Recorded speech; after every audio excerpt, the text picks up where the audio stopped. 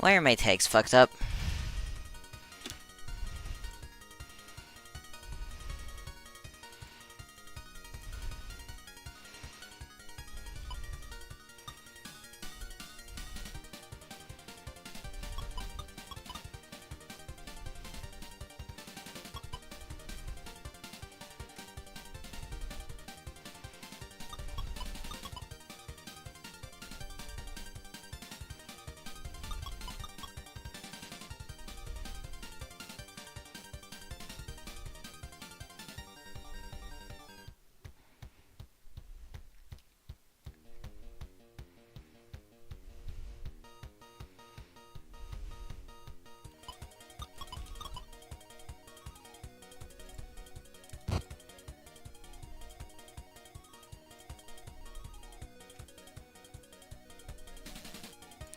I hope you got.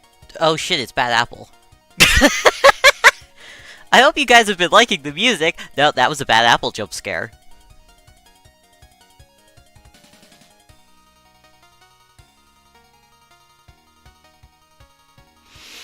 Imagine going a day without Toho jump scare.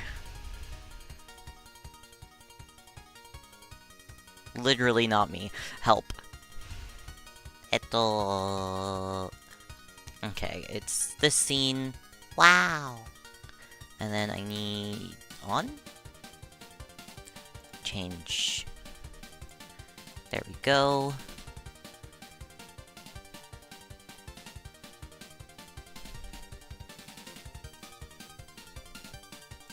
Okay, and then that needs to be moved backwards.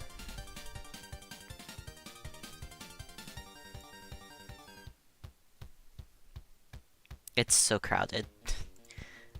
Wait, what's going on with my VTuber? Why am I so in the corner? Okay, that is a bit much. Like... there? I need to be bigger. That's better. Yeah, my head can just cover that. Most of the video's being covered. That's... fine. Okay. Where the fuck am I putting this?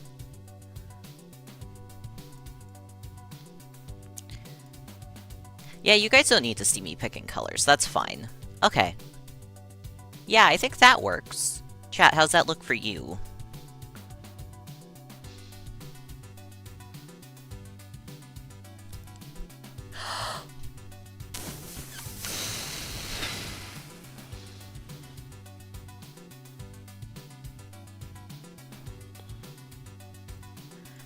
I should change my badge.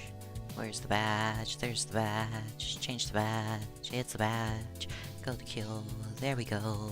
All done. Whoa! Ayako. Okay. I think we're good. I need to fix my Discord. I set it to light mode by accident. I'm not thinking about the fact that that would, affect how it looks on mobile. I burned my eyeballs out by accident. Great mistake to make, honestly. It's very funny. Okay, I need that.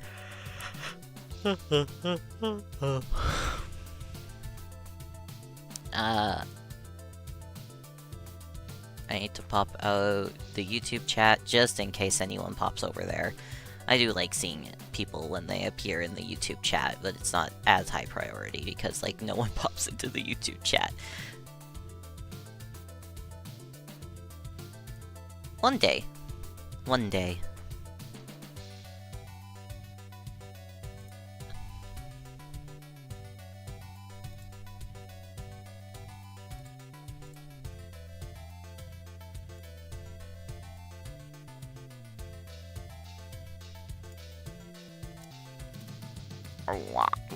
I do have it on. Yes, I do have it. Okay. I think we're good now. I think that's my third time saying that.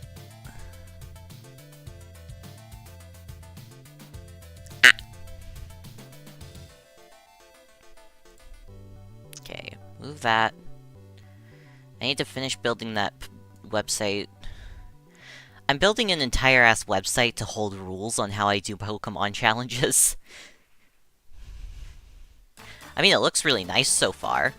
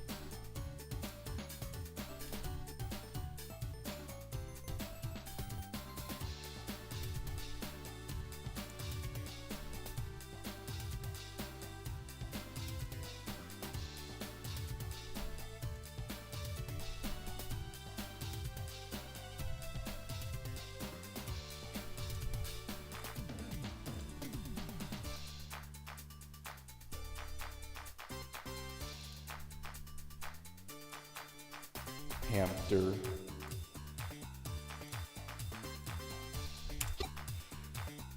There's the new card I'm working on. Hamster.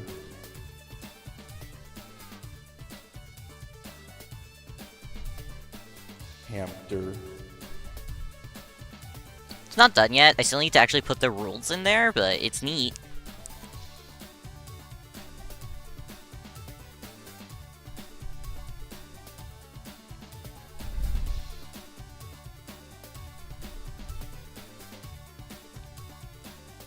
One, two, three.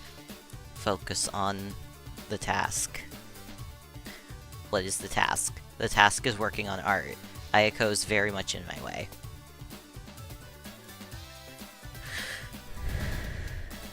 Don't close. Just stop the music. Because we're pressing play on this. Yeah! Look at Taskbot go. What a bit.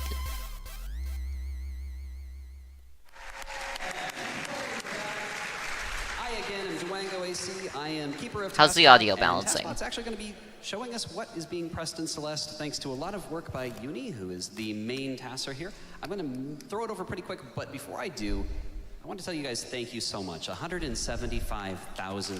Thank you.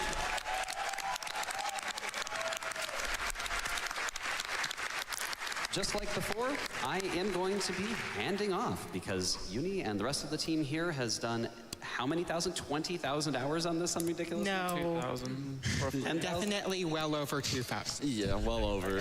Okay, maybe I added a couple zeros there for effect, but you get the idea. It has been a lot of work, many re-records, a lot of effort and love went into this, and you're going to experience that. I'm going to pass my headset and my microphone over to Kevin, who is part of making this happen. And that is so awesome that he's here with Power Up Audio. Thank you so much. I'm going to hand this over to Uni, and I'll let her describe what's going on here. So I'm Uni. Everyone else want to introduce themselves? I'm Fish McMuffins. I was one of the... Thank you. I was one of the testers for this game. I run a variety of other games, and I'm here to commentate. I'm Babai. I'm a RTA runner, and I have touched the ARB test a little bit, not too much. I'm TGH. Oh, sorry about that. No, that's fine. I'm TGH. I run pretty much every category Okay. in Celeste as an RTA Actually, I runner. think Ayako's off screen You know enough who that... he is. I know Yeah, nothing she's about complaining. tasking, but here I am. Sometimes indistinguishable. I'm Kevin, as Dwango said. I'm here with Power Up Audio, but I was the head sound designer on this game alongside Lena Rain on music, who killed it. So I don't Cool, pass rad, at all. game dev.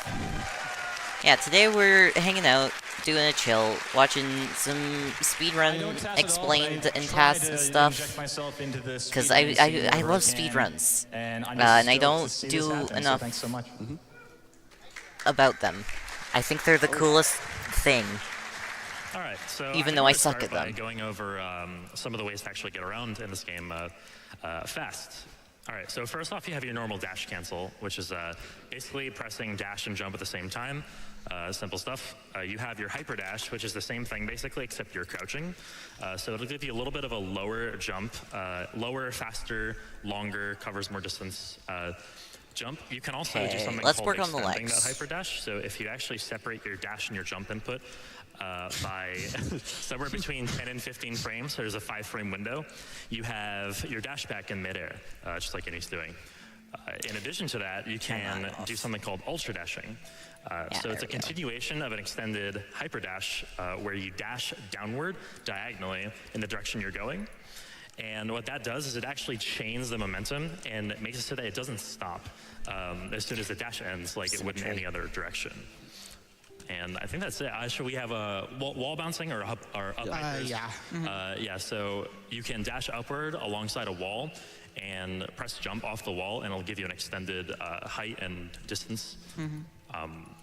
What else? What am I missing? Think that's Yes, all. I think that's about it, yeah. All right, awesome. So All I- intended. you're gonna see all I that done have in, like, Celeste, 10 but I've never times in 3 played it. seconds. I want to at some point. What's to come here? You guys are gonna enjoy this. Okay, so how about we get a countdown from 5? 5, 4, 3, 2, 1.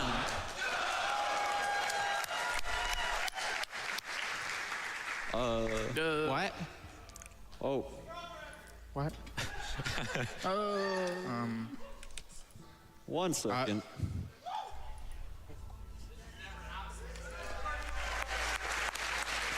So I would love to say that that's never happened before, but that's happened a lot. Okay, 5, 4, 3, 2, 1. All right, so now that TaskBot is now that TaskBot's done manipulating the RNG, so we can get started. The first thing you're going to see here is that we're jumping a lot off the ground and off the top of walls. Those are called bunny hops and corner boosts, respectively. And those both give a small speed boost, so you just see we're jumping as much as possible. Each jump here saves 2 frames. You can do this, TaskBot.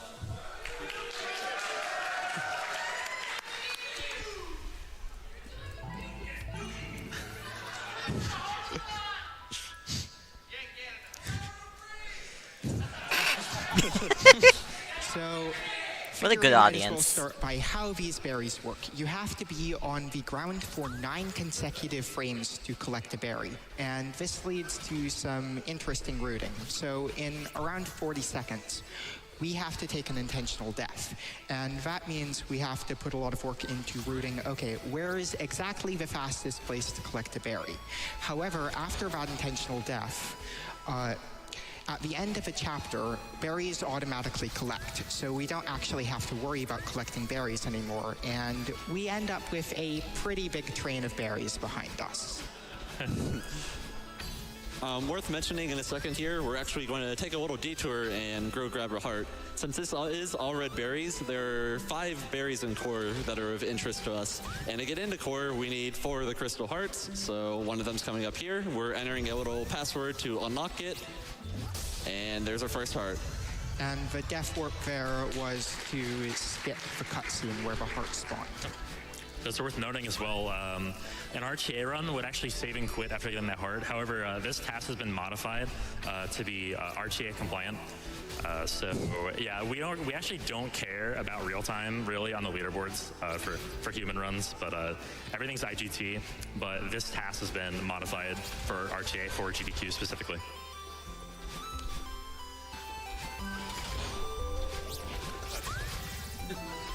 All right, so coming up in a second, you're going to see a really interesting strat.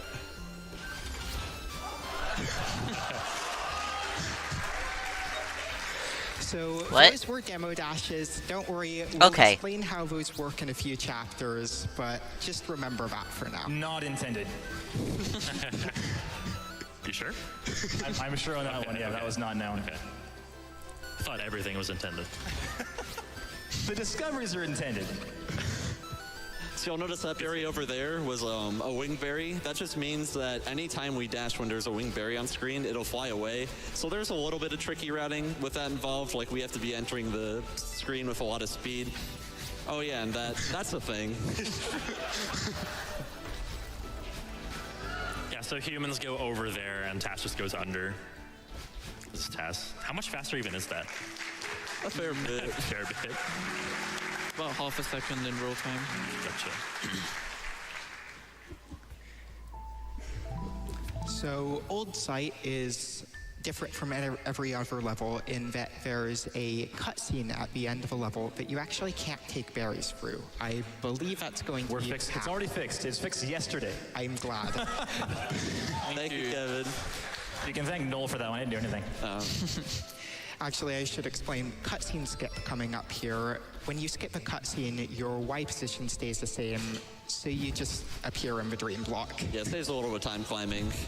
So what I was saying about berries is that at the end of a level, there's a cutscene that takes the berries away, so we have to find places throughout the level to collect all the berries. There are 11 berries that we have to worry about collecting, and we're able to actually collect all 11 berries while only losing 7 frames. Which is very impressive. Yeah.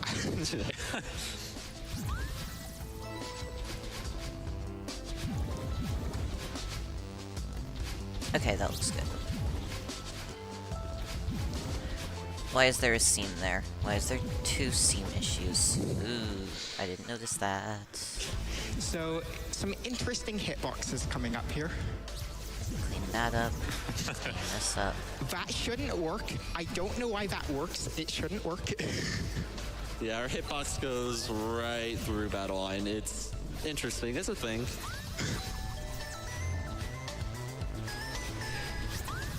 Guess we should start explaining ultras, delayed ultras now. So you saw ultras when we were setting up, and when you do an ultra, you get a 1.2 times speed boost when you hit the ground. A delayed ultra is rather similar. You dash down diagonally, but then you corner boost out of a dash.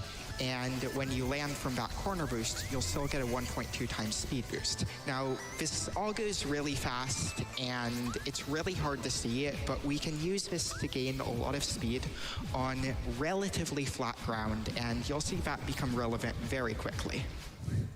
We did explain what corner boosts are, right? Yes. Okay, cool. All right, just making sure. Okay, that looks a bit better. Turn torso back on.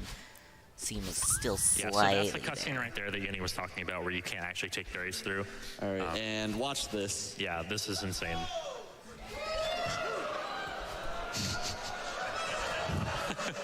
Unfortunately, on the way there, we have to take a little detour and get this berry, but with a cheeky little spike jump, we can get it nice and quick. Yeah, and that's the only place in the game where we can chain 5 ultra dashes.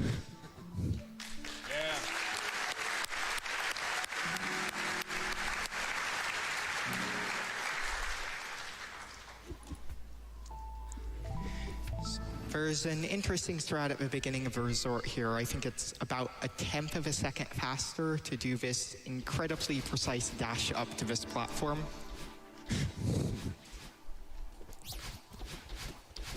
So we were talking about delayed ultras earlier, and if you missed it, you're going to see a few more right here to carry an absurd amount of speed through these next couple of rooms.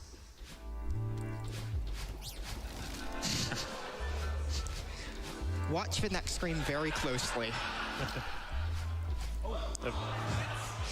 So we mentioned that earlier. That's a demo dash. Celeste doesn't actually check what direction you're dashing in until the 5th frame of your dash. However, if you press down on the 1st frame of your dash, you'll be ducking during the dash. And if you aren't pressing down during the 5th frame, you can dash in any direction with a crouching hitbox. And it's a nice coincidence, the distance between those dust bunnies is exactly the same height as Madeline's crouching hitbox. So we can just dash through them. You might have noticed there a little, another application of the demo dash is that if you demo dash and then, so if you demo dash from, this is kind of hard to explain. You demo dash underneath a wall, and by the time your dash is over, Chubby the legs. hitbox is not crouched anymore. Yeah, that's So about right. You can Okay. actually wall kick off the I other want side. to clean up that torso a Basically, bit. Madeline It's not uncrouches into air, and her really back is touching correct the for wall, the amount and of she can do chubby a in wall those jump. legs. Also, that's the thing right there. Or maybe I want to Yeah, worth clean up the noting, legs a bit. demos Let's are start by humanly doing possible. legs. They're not very humanly practical. There are a few that humans go for, Yeah, but usually if a human goes for it, it has a setup of some sort. And when working on this task, we would find a demo that would save a lot of time, and it would be like, well, can humans find a setup for this? Sometimes the answer is yes, sometimes it's no. So this is the first major route difference between TAS and RTA. So there are 3 paths in Huge Mess that you can do in any order. So the any percent does bottom, then top, then middle. But but shoutouts to Problem Stroll for finding a trick coming up very shortly that allows us to warp from the middle section to the top section and skip talking Oshiro to once. It saves around 8 seconds for the task. Yeah, so what's actually happening here is on this screen right here. Okay, so we're gonna leave the screen to the left after getting the heart, and the game doesn't really expect you to kick back up. So what it does is it just, because there's no designated spawn point for that entrance to the screen, it spawns you at the nearest spawn point, which happens to be upward. And you can actually skip talking to Oshiro, going back to the main Huge Mess room and talking to Oshiro once. So TAS does middle, top, bottom. Humans do bottom, top, middle. That's 3 seconds slower for the TAS. It hasn't been properly timed RTA, but it's just really awkward. Mainly the screen coming up here. There's not really any platforms to land on. This one. And this one. Yeah, Huge Mess routing was one thing that took quite a bit. There's just a lot of paths we can take, so we had to time. There's a few that we could just kick out immediately, but we had to time a lot of them. Yeah, there's some clever routing right there where we pick up a key, put it in the door, and then leave to get a berry. Yeah, that's the main reason why this route saves time, because we don't have to wait for the door to open. This berry has given me adrenaline rushes because I thought the task was going to die before.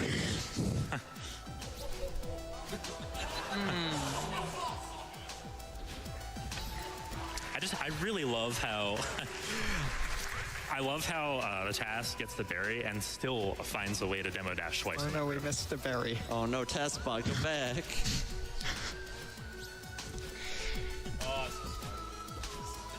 Oh, I think he figured it out. So it's about 3 seconds faster for the task to skip getting the key and just dash through these dust bunnies instead. That saves a lot of time in any percent. Around 12 seconds. Yeah, it's up to the runner whether they go for it in or red berries. I haven't seen a lot of these demo dashes. This is so sick. Yeah, in tasks, there is pretty much no limit to what demo dash we can do. Where in real time, you got to be real picky. It either has to have a setup or has to save a bunch of time. This next room is definitely something. So sick.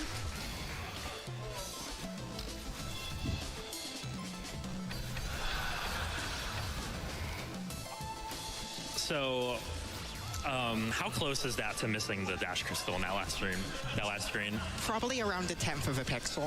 A 1/10 of a pixel. And that's all red berries will do in 5 minutes.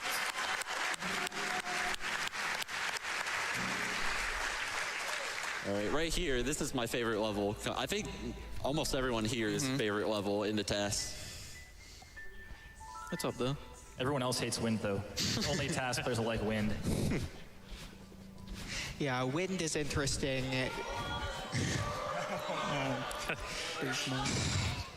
Wind is interesting because if it's against you, you move a lot faster when you're dashing against the wind, and you actually move slower when you're dashing with the wind. We're coming up to a... Actually, I'll wait a sec. Very important strategy coming up. Archie! So the next berry is a seeded berry. We have to collect all the seeds to get the berry to collect, and we're not supposed to touch the ground here. You're supposed to lose the seeded berries if you touch the ground. But if you land on the ground and then fall off of it, the game's generous and allows you to keep the berries, and the TAS abuses that. A theme with tasking this game is whenever the developers were being generous with like letting you be a little bit off with like an input or something, we can push that to the limits. Watch do this some berry. crazy movement. Yeah, we don't need those moving platforms.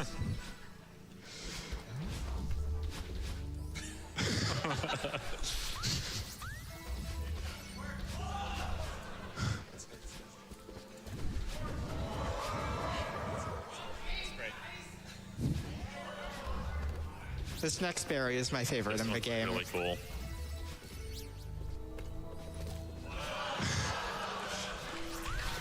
And then you'll see in the next room there's a white block. That's a reference to SMB3. You're supposed to hold down on the block for a few seconds, and you're suddenly moving around the background of the stage.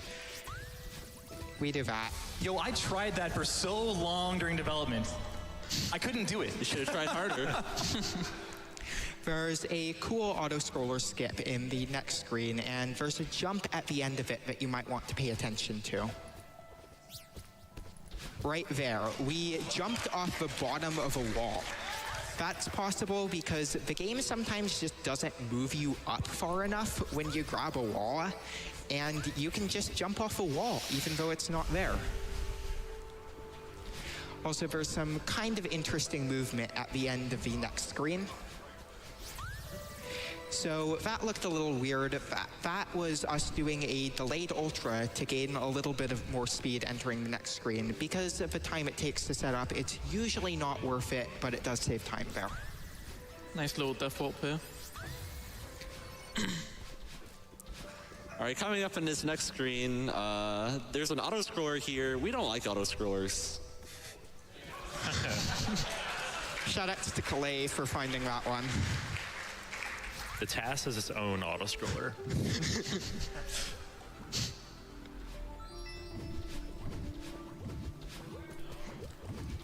So the next berry, there are a couple moving platforms. We interact with these in a unconventional way.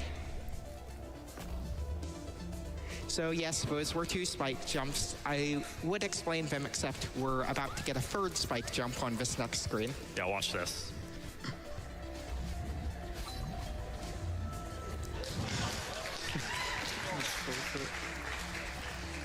Cliff Face is definitely one of the better parts of this task. Yeah, this took forever to find a good route for.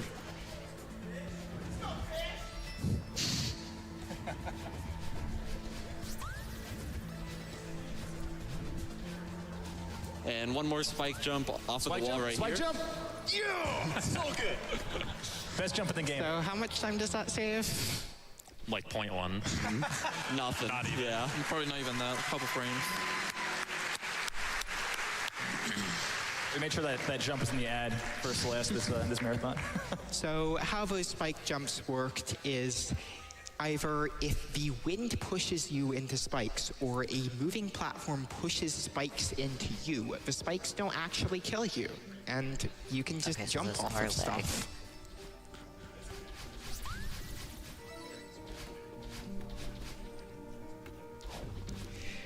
The start of Mirror Temple here is definitely one of the more frustrating parts to task. There were probably 20 separate routes tested in this section alone. I'm not joking. Yeah, and in general, Mirror Temple, while one of the best levels in a task, it is very painful. There's so many routes for every section. Probably my favorite level too. In Oh, speaking of Mirror section. spike jumps, Okay. I need to stop being a perfectionist. It's not gonna help me. It's fine. yeah, that one's a little shape different looks because okay. it has The shape is about as these good as it's spinner getting. spikes instead of normal spikes, and those actually give you your dash back when you jump off of them. My legs are so chubby. Alright, so A coming chubby up here is the creature. interesting segment. Okay, I want to If you redo would the go hands to the because they look left fucking and terrible. get those berries first, then come back. I'm gonna get redo my this hands. one later. There's a very specific reason that the task gets that berry first. I think I so want to do we're gonna hands use a in the block. style that the person that did Yeah, like so the we're gonna use this mesmerizer block right here and to come back and do this. other Miku animations did. I tried Like making I want to that one copy RTA that viable, because it they look didn't pretty work. simple and they look pretty like I wonder why. I wonder hands. why. Are these separated? This next berry coming up is definitely a fan favorite. Yes, that's gonna suck. Just delete that hands. No, keep that one. I used the left. Yeah, that was another one of those little wall jumps that happen underneath a wall. Yeah, Bye. we call them ceiling pops. I like the name, not sure who came up with it, but Okay.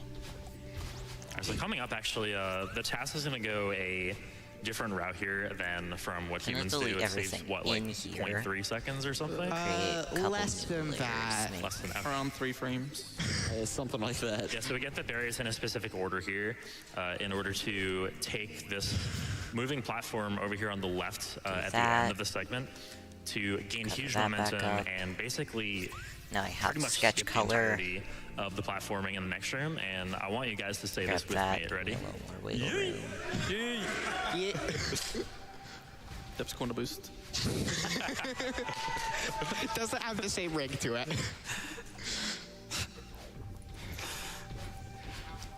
Never seated berry in this room. Again, we're not supposed to touch the ground here, but we do an extended hyper here anyway.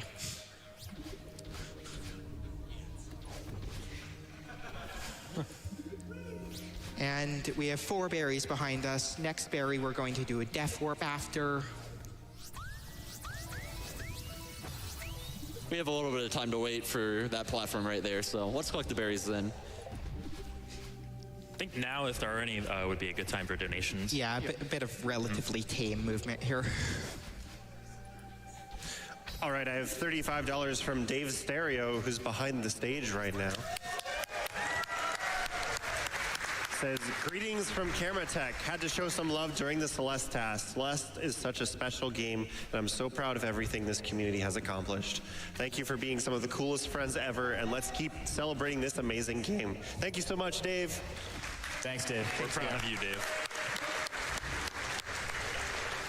Also, I've got a bit of fun one. $250 from Listy that says, go TaskBot, go TaskBot, go, go, go TaskBot, go TaskBot, go TaskBot, go, go. Thank you very much, Listy. It's going. You can fit another one in. All right, and of course, this one's referring to Dark Souls Glitch Exhibition that we got coming up.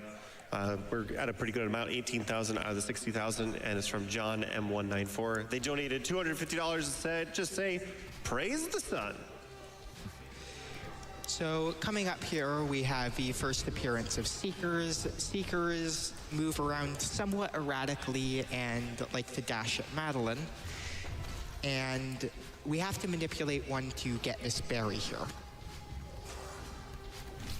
There's one other Seeker we have to manipulate later in the level, and manipulating those Seekers to move quickly was probably the most painful part of this task. Really nice corner boost. I love this screen.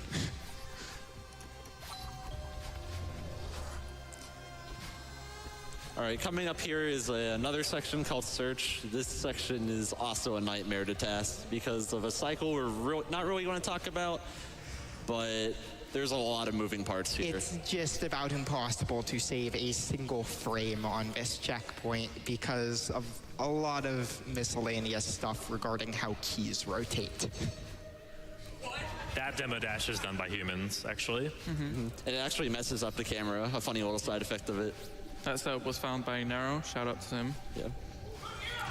Yeah, shout out to Nero. They found a ton of really good setups that are actually possible. And coming up this next berry,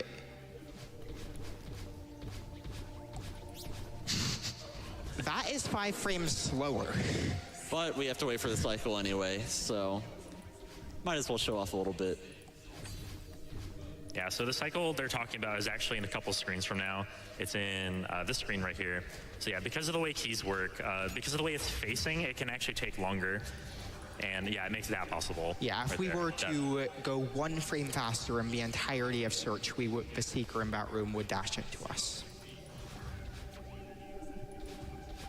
And we're coming up to Theo, one of the best parts of the task. Theo cancels a dash, which means if you dash downward into Theo, you can use him to interrupt your dash and get the speed boost from the Ultra. And yeah, just watch. Yeah, last time this Celeste task was shown at a GDQ, this section was a fan favorite. You can probably see why. Now you're just showing off. You're correct. So check this out right here. So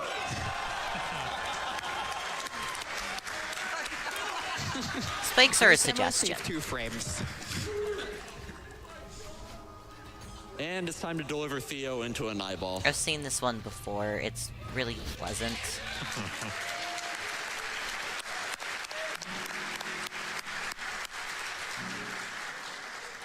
Cozy. I like cozy. So I guess you might be wondering how that spike clip worked. So basically, the long story short, 1 frame you're on the left of the spikes, the next frame you're on the right side of the spikes. It's that simple. So, in about... Oh, wait. So this feather, That we looks took some better. kind of weird movement. It still out looks of that weird, feather. like that's just an It uncomfortable actually position is to hold your faster hands in, to but it hold looks diagonal fine from an on art-wise either D-pad or the point, keyboard so I on think the I'm gonna first go frame with of those. feather movement. It just gives you a bigger speed boost. I love this next screen right here. Check this out. What? So normally we call those Kevins, but I think they're covert muffins now. Covert blocks, let's go. Covert blocks. And watch this very carefully.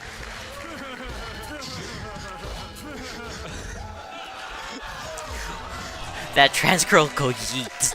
Very fun, Great. very good. Can't believe you did that. You're welcome. All right. So here, actually, we're I gonna don't play know the plot of B-side Celeste. Reflection. That's because this level at the end of it has a heart and is actually a little bit faster to play than 6A. And This is great. It took me a second to realize what was going on. Yeah, very few people knew we were doing that. It was on a need-to-know basis. So what Fish was saying is that watch this. So that wasn't a demo dash. We literally just jumped through spikes on that last screen, and it just so happens that with absurdly precise positioning, you can just crouch jump through spikes occasionally. What Fish was saying is that I can't even try to commentate. There is no commentate. There is simply trans girls go zoom. So 6A does not have any berries in it. 6A does not have any berries in it, so we don't have to collect any berries, and that means we can take advantage of an oversight where completing the B side of a chapter actually unlocks the next A side. And it happens that 6B is faster for Vitalis to complete anyway, and it gets us a crystal heart so we can skip one earlier. And at the end of each screen, we end up going really fast, you can jump every frame in the water, and each jump gives you a small speed boost, and we call that a water boost.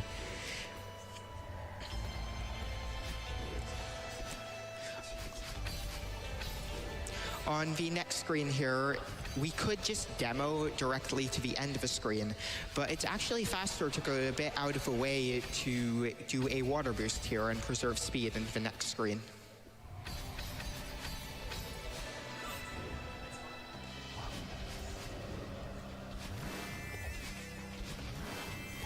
So we're entering the Battle-In fight. You just have to hit Battle-In until she flies off the next screen, and this has some excellent strats here. A lot of strats, especially this next screen. A lot of strats involving falling Stop blocks zoning from the out. ceiling. Okay, hands are See? hands. Do I want to do each finger individually? I did it last time. It kind of sucked, but I think that's just because the hand drawing in of itself was bad, not because I feel doing like it the individual fingers was describe bad. how the task plays this level is just the intended strat is lava. I'm not going to. I think what I'm going to do is I'm going to have it set up so that the hands can just like switch between different hand assets depending on the position that I want them to be in. And that toggle's going to be a lot easier to deal with than trying to do anything else if I want to give myself more We're able to poses. jump off this Kevin Yeah. twice and get two speed boosts from Yeah, we'll do it We're that able way. to jump off that Covert twice and get 2 speed boosts from Time it. to start drawing. And that allows us to just jump over pretty much the whole screen. And we've been using that throughout the entire task, getting as many as 4 boosts off of blocks in some places. We got 3 right there. We had to put one fake one in for you, you know, a little throwback. So this next screen is the best cycle of the task.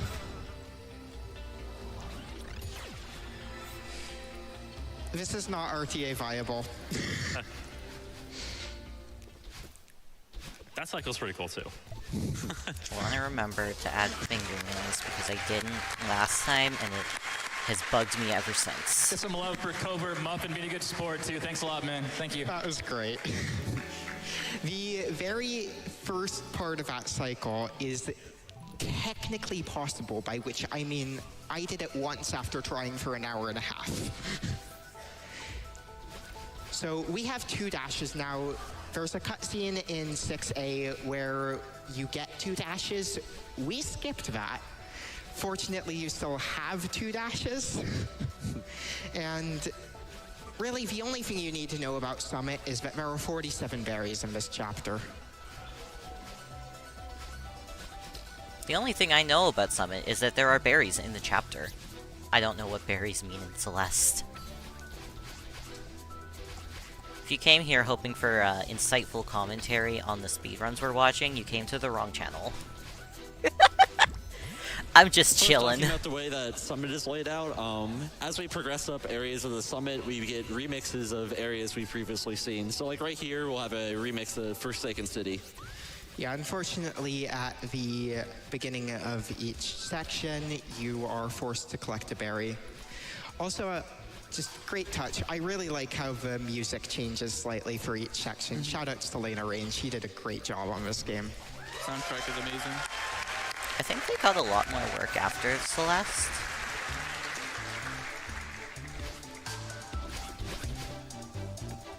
I feel like I've definitely heard her name outside of Celeste in something pretty big, but I don't know what it would be. Another really good speed conservation strat on this next stream. Take that. Calais is really good at finding things like that just allow us to conserve speed in places that we really did not think was possible.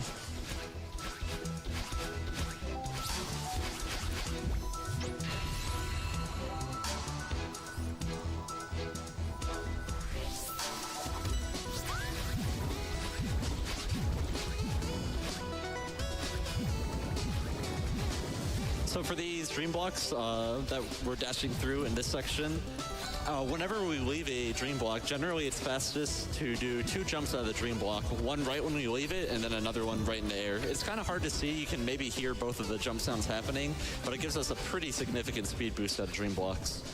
Task do them both really quickly together, so you might not be able to see them as well. I love this. This next berry, Varut here, I just completely missed this in the first version of this task. Someone in the YouTube comments just suggested that, and it saves 2 seconds.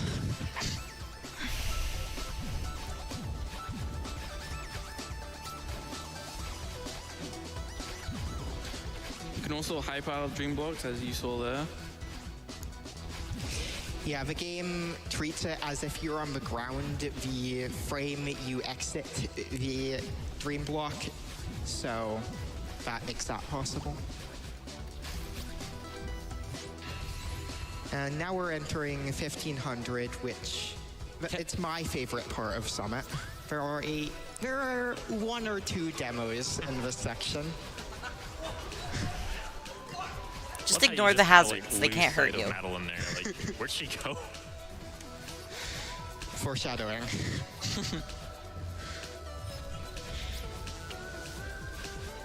Very train, very train, This very cycle on train, the next very screen train, very is train, very probably the train, most very precise of train. The entire task. We have 0 frames to spare here.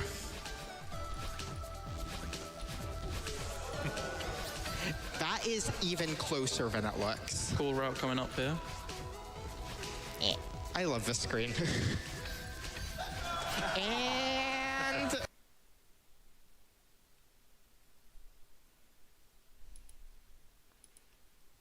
That is a very funny sound cut because he was just hyping us up. Sound so, dies. fortunately, the task tools we use allow us to pause at any point. Very glad that's possible. So, let's get started again.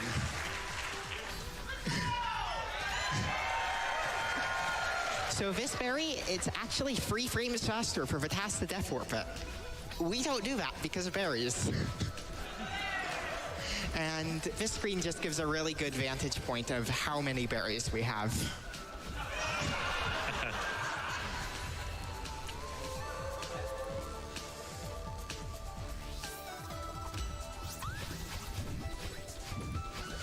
$2,000 meters is another really good part. There's another strat, absurd speed conservation strat found by Calais.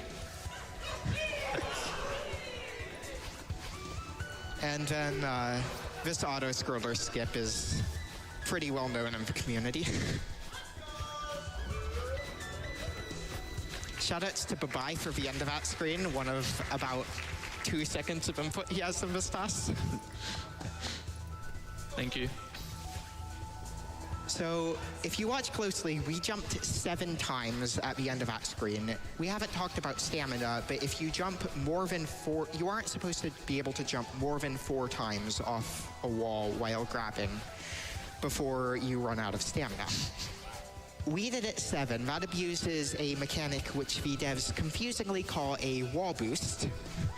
And a wall boost is you jump off a wall, and if you press away from the wall, the game treats it as if you tried to jump away from the wall and gives you back your stamina. And of course, the task completely abuses that.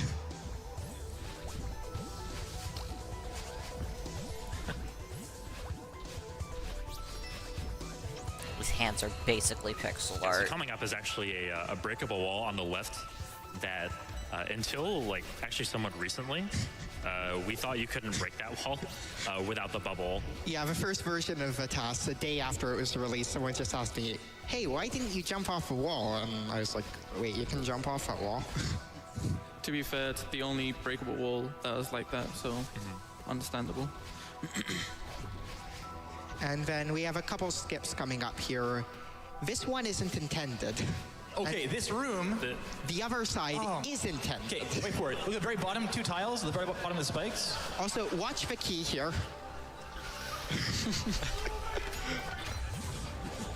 To that last room, we literally made the key skippable for any percent. and the berry not skippable for 100%. So, thanks. So, at this point, we've collected, I believe we haven't collected any of the berries. Valid run, valid run. I believe we have not collected any berries from the Forsaken City section of Summit.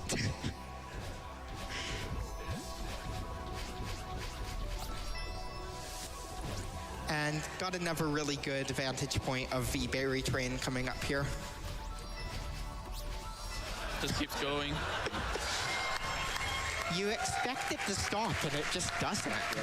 That berry train actually lags some people's computers. It's hilarious. Yeah. When I was streaming the first version of this task, my game was running at like 15 FPS there. We're entering the downwind section of the task. A nice property of downwind is that if the wind pushes you into spikes, you can jump off of them. So we just did 3 spike jumps there. And there are 4 more coming up here.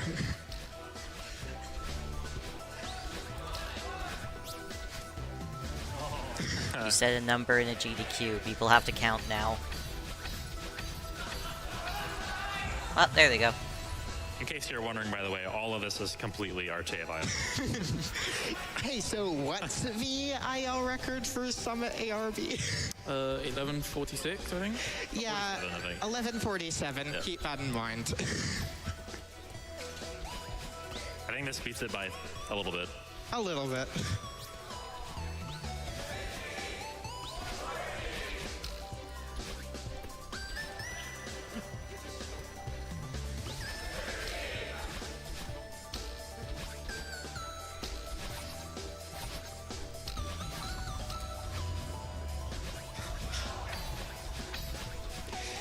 Fair warning, it skips like the next 4. Okay, this one's great. Yeah, watch this.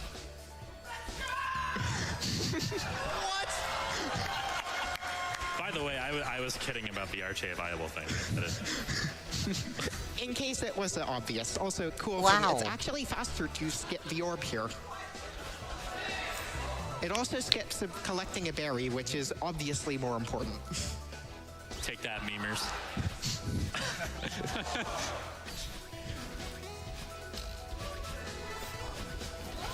Just why have spikes? Hey, occasionally they're positioned well enough to block us.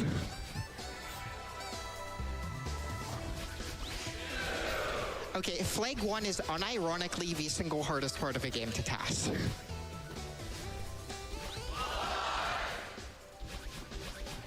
And we did not have to do this, but we knew everybody wanted to see this. Yeah, give us the berries. What up? It just keeps going. Crank it. Good. Good, good. Very good. Quite good. It's great. Good shit. Yeah, 9:39. A little bit better. A little bit. But we're not quite done yet. We still have to do core and get 5 more berries to finish out the run. And Beautiful. For anybody wondering, you have to collect 5 berries and complete core. We get that question a lot. So the main gimmick of core is, so once you get past this point, your dashes don't actually replenish when you touch the ground. You have to either screen transition or you have to collect the green dash crystals in order to get that back. And there's a pretty major skip coming up here. Saves around 30 seconds. And normally you're supposed to go several screens out of the way to hit a switch that turns this entire area to ice. Instead, we do this.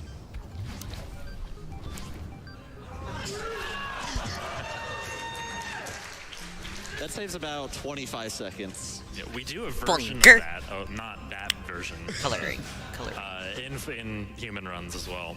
Saves about 35 seconds. Yeah. Similar to the key and berry thing in the Mirror Temple part of Summit. There's another The, really cool skip here. We skip that switch, just skips about 2 seconds of backtracking here. What were you saying? This So the one. ice list in that section was intended for any percent, but it was not intended for the berry again. So again, thanks for that. That's awesome.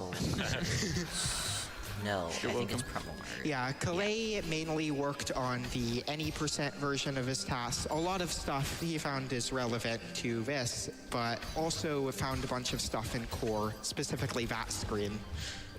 Used to be just horribly slow, but... Yeah, in general, core is kind of a nightmare to optimize because we have to think of the best location to use all of our dashes. Yeah, also just movement Just while drop that. Madeline's Good moving enough. slowly is really hard. We're corner boosting twice at the top of most of these corners. You'll also see we do a little turnaround at the top of a lot of these corners. And I think we saved 7 seconds off this task, not from strat changes, but just from micro optimizations all over the place. It's that hard to optimize.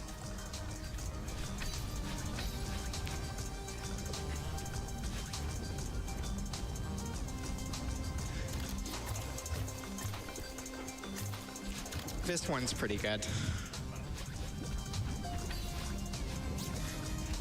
So there's a 1 pixel window off the side of lava where you can actually wall jump off the lava. But if you do it at the very top, you can corner boost. And it looks absolutely ridiculous. Also, I really like how before we collected those 2 berries, we had every single berry in core at the same time.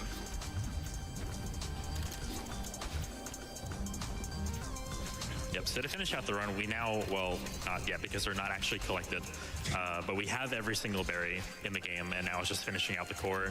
We have this, like, just left to right gauntlet section, kind of. Yeah, the last berry doesn't actually collect until we complete the game, which I think is pretty appropriate. And we're coming up to the end of the task here. So a couple people I'd like to thank. Devil Squirrel for making the original any % tasks and making the tools. 0x0ADE for making the mod we're running the tools on right now. And Demo Jameson for, aside from discovering demo dashing, making some pretty big improvements to the task tools. And time.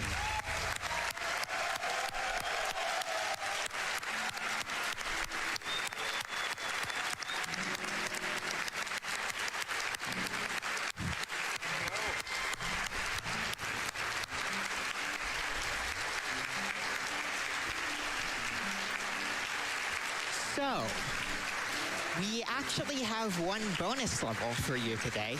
I have had, I think, 4 people ping me on Discord and ask me if we're doing this, so I know people are excited about it. And we're actually going to be doing a Seaside. Seasides are really hard but really short levels. This one is only 4 screens.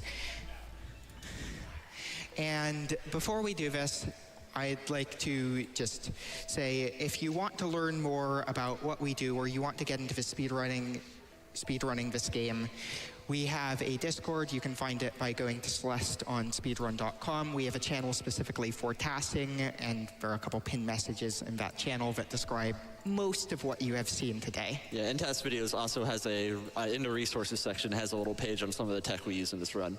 Yeah, and this level, the Insanity you're I think out to that's the see paper was bulldog. made possible by Daluke and Calais. So huge shout out to those 2. And with out of the way, let's start this. This is your dessert. You've paid for this. Oh, well, okay. Okay, now let's go. Okay. What? Haven't input the file. Oh, yeah. That, Oh yeah, change the file, yeah. Please I was hold. wondering when you were Technical gonna do that. difficulties. So this framework made by Devil Squirrel is what we used last year. There's also a libtask framework made by Keeley.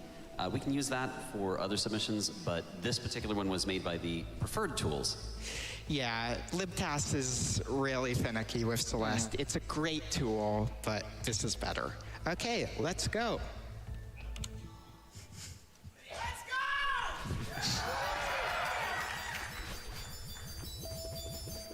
All right, so 8C is actually where hyper dashes are taught to you in game. On that screen right there, if you stopped long enough to see it, the bird would have actually taught you how to. We use the hyperdash on the next screen in a interesting way. Yeah, watch Madeline Don't closely blink. here. Don't blink.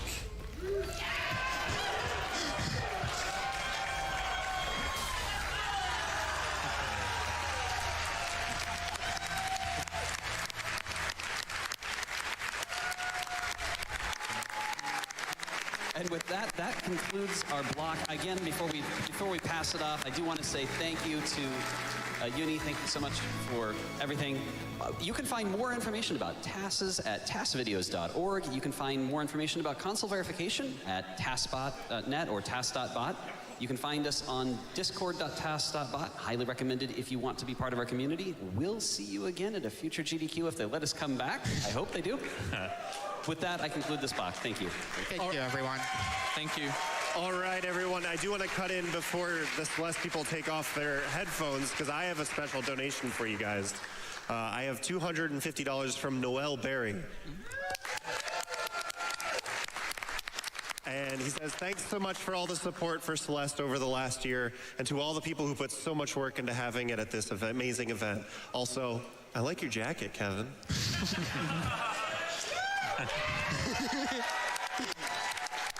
Thank you, Noel.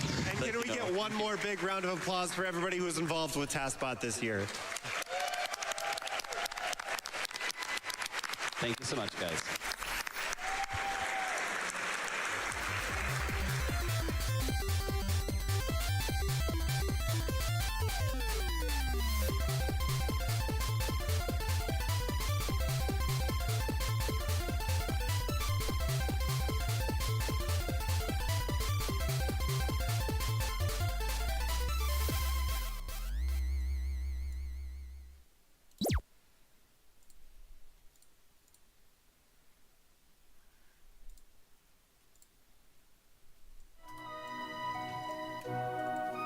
Hello everyone and welcome to Time Capsule here on the Games Done Quick Hotfix, the show where we travel back in time to your favorite years in gaming and speedrun our way through popular or influential games released in a particular year. I am your host, Smooth Operative. Tonight we are traveling back to our earliest year featured on the show, that being 1995 with the cult classic game Chrono Trigger. But of course, before we get to the game, let's cover a few announcements. First of all, if you are watching this on YouTube from the future and would like to support our live content, please consider checking out our Twitch channel at twitch.tv/GDQ. If you have an Amazon Prime account, you can subscribe to any Twitch channel of your choice every month for free, so please consider using your Prime Gaming account to subscribe to the GDQ Twitch channel. This Sunday, we also have an Ape Escape exhibition race at 10 p.m. Eastern, so make sure you tune in for that. But for now, please let me introduce to you tonight's speedrunner for Chrono Trigger, that is Halation. Hi Halation, would you like to introduce yourself and commentary? Hi everyone, my name's Halation. I'm joined by Elmegas here for comms. Hello. I love this Hello, speedrun so welcome. much. It's so nice. So, many people are familiar with Chrono Trigger, but you're probably seeing the category and wondering, what the heck is save corruption? In short, it's basically resetting the console to interrupt the saving process and only partially saving the game. And why would we want to do that? Well, lets us do some crazy glitches you won't find in other categories. I'll explain what that means a little later, but first a little bit of background. Save corruption for Chrono Trigger in general has been known about since about 2009 or 10, but was only utilized in TASes. And the reason for that is the window for performing the required save interrupt is extremely small, about 30 times harder than a frame-perfect trick. And the trigger for us deciding to pursue it was RPG Limit Break 2019, when a few of us were in our hotel room sitting around trying to get it to work, and after a while a runner by the name of SNES Warrior eventually got the first step of it, causing the save file to appear deleted, which is really important for it. Then over the next few months, Japanese runner Ban, Japanese tasser Nyako or Kyoto Saga UOA, along with some help from me and Red Slash, worked out how to use these save interruptions to duplicate helms for RTA using an old 2010 task by a guy named Enichi. Now, I'm not going to be doing the setup during this run because no one wants to sit around for 1 to 2 hours watching me reset the console every few seconds, but I will quickly demonstrate the helm dupes. Yeah, please And do. one thing to note real quick, the run is on a Japanese cart due to setup reasons, although it can be done on the US version. We don't really have a route for it, and it would probably be slower anyway.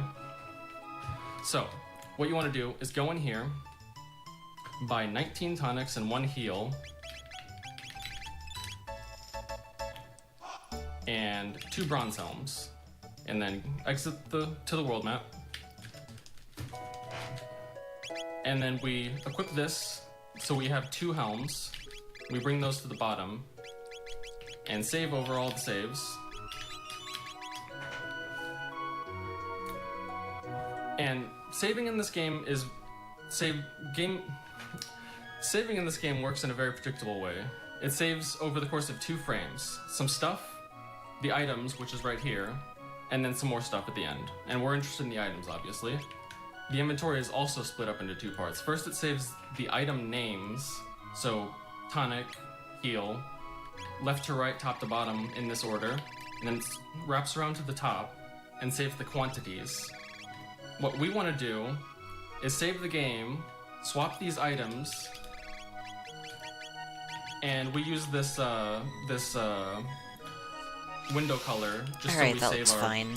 what Am I we doing know about eyebrows in this. front or behind the Or wings? I don't it think I gives us a little decided bit of that. info whenever we save, and essentially what it Probably boils down in to, front, since because of how the small bangs the are a lot window lower is, than they are in my base you just model. press A right here to save it and reset the console at the same time. And I'll do it like twice just to see if it happens. It's probably not gonna work, but I'll just see. We gotta test this for science. Yeah, just test it twice. That's not good. It'll, like I said, it'll show a deleted save if it worked, and even if it does get a deleted save, it probably isn't right. Oh, I did get one that time. And now what I want to do is press down and A on the same frame to load this deleted save that's corrupted. And the blue background tells me that it did not work. It was a little bit too late. So that's basically the idea of it. And now I'll switch over to my other cart. Gods, imagine just having a bunch of carts of Chrono Trigger laying around. Like, that isn't To show you hundreds of dollars. What'll happen and where it'll lead at the end. So basically you do that a bunch of times and duplicate helms until you get all of these helms, and that's 98 slots worth of helms. And the reason that you're doing this is so that this overflows, this equip screen overflows, and lets us do some crazy stuff. And you'll see what crazy stuff we do once we start in just a minute. Is there anything else I wanted to say? I think that's it. So many helms. Yeah, whenever Yeah. you're ready to start the timer, we got you on it. So, without further ado, let's get into the fun part. You ready? Oh yeah. 5, 4, 3, 2, 1, go. Yeah! Good luck. Thank you. Right away, I'm going and buying Look at some him more go. items. 3 of these, whatever they're called in English. And then this happens. This is not normal behavior of the game, as you might imagine. And I'm gonna equip this tomorrow, move these items to the bottom just for inventory purposes. And then I'm gonna do that glitch scroll again. And the reason that I can do this is obviously because I overflowed the equip screen. And now I'm Marl. I'm not Chrono anymore. And that allows us to skip past getting Marl, skips past these guys right here that would be there, and lets us do another skip that's coming up in just a moment. But, Magus, can you explain Fade Out Glitch really quick? Yeah, so in this game, whenever you enter a screen transition, it starts slowly fading out, and then you will get the screen transition to actually It's gonna happen. fail this, by the way. What you can do, though, is quite simple, actually. You can pretty much extend Game the is hard. screen transitions It's easy to wherever fuck you want up them to and be, soft lock yourself. meaning you can start This them, entire category open should the just be menu, called Chrono they Trigger will Soft redo Lock them Yourself once you close the %. menu, but you can still move while they're happening. So you can pretty much what you can do is like start these fade outs and run into certain cutscene triggers or bosses, and they will happen. But then after that, you'll get put back, even though you shouldn't be put back. And you can skip a bunch of stuff with this. And sometimes cutscenes, sometimes bosses, like I said. There's many applications for that, including also getting a glitch to happen where you can save the game anywhere you want. So, Which I will I'm not sure be doing in this run. There is no reason to use save anywhere in this run, actually. Yeah. I figured as much, but. But we won't be using fade out as much as other categories, but it is important for a few things. Mostly just to save time, to be honest, because we could skip things in a different way, a lot of ways in this version, but fade out's often just much faster. And you might have noticed that I had 2 Marls in there. And the reason that we faded out there was so that I didn't get soft locked there from not having Chrono in my party. And you'll also notice that I can move around here when I normally wouldn't be able to because I'm not Chrono. So I'm gonna line up right here and wait until a specific point and press up and A at the same time to close a text box to set up positioning right here. Pause buffer, and if the music continues, yep, it did. That means oh, never mind. Well, I guess I did it a little bit late, so I'll have to reset and try that again. No worries there. That might happen more often. Yeah. And trying again. Don't worry about there is a lot of that in this run. Okay, let's start so with the I have to do French. that again, but it's pretty quick, only a couple minutes. And I'll do it a little bit faster this time. Yeah, it's a bit complicated to get everything across, especially since we're playing on the Japanese version. That doesn't really help it, but like Halation said in the introduction, it's just plain, the setups are there, and it's just probably just plain faster to do it on this version. Yeah, there is also there are an exorbitant amount of ways that I can soft lock the game in this this category, because not having the right party members and not having enough party members, etc., being in the wrong place at the wrong time. Oops, I summoned the wrong person. I summoned no one.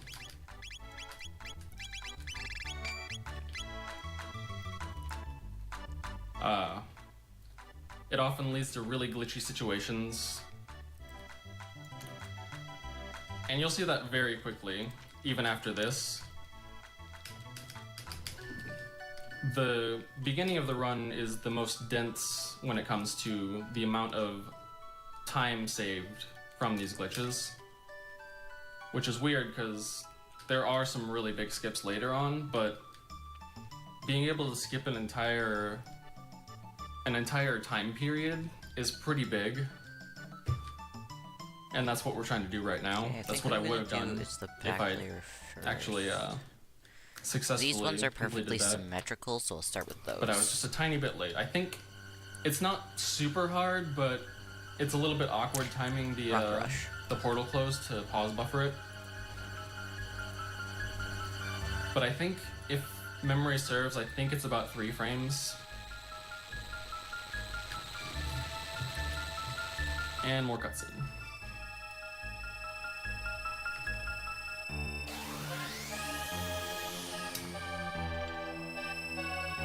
Oh yeah, so the ways that we actually use that glitch scrolling that I showed off at the start of it is 1, to summon these characters like I did, 2, to create items from thin air that we can use to create like key items to skip certain parts of the game and create late game weapons that we wouldn't normally be able to use to be very powerful and kill bosses much quicker. And also to summon glitched party members that we can use to do a couple glitches. I'm not going to explain what they do, but slide glitching is one of them. You'll see what that does a little bit. Based on the name Slide Glitch, it's not that hard to guess. Again. There we go. So what that did is it assumed that it updated the story trigger right at the last second, and I exited the room, and it assumes that if I enter this room again, well, I must have gone through the whole of 600 AD and killed Yakur and everything. But I didn't. But it thinks I did, so I just skipped that entire segment. And now we're on to the prison sequence. And it's a little bit glitchy, the music keeps playing even though it's not supposed to. I think everyone could be okay with that. Yeah, it's good music, but it's kind of weird. Depending on the options that's in, neat that idea you of her have run. set, it'll either keep this music playing, The Chrono swap Trigger back to, challenge room, where I'm the not allowed Millennial to Fair use music, magic unless or necessary. even just cut out the music entirely for some reason. I don't even know why, but So it's random? eventually, no, it's based on the option menu. Oh, but- okay, I see. So it'll do this every time the way I have my options set up. Nice. But I don't know why. There are other things that are based on the options that'll happen very soon. And I guess I can explain it really quick while we're doing this little cutscene. We're gonna be creating a bunch of items, like I said. And the item's ID code is based on the option menu, which options you set. So you can set certain options to get an ID of an item that you want. And Bon was it Bon? I think it might have been Nyako that figured out the item ID situation where which options affect what item ID. And Honestly, you'll notice this that is just a Chrono's not here, 'cause testament we're not to- Chrono. And since we're not Chrono, we can open our menu right here.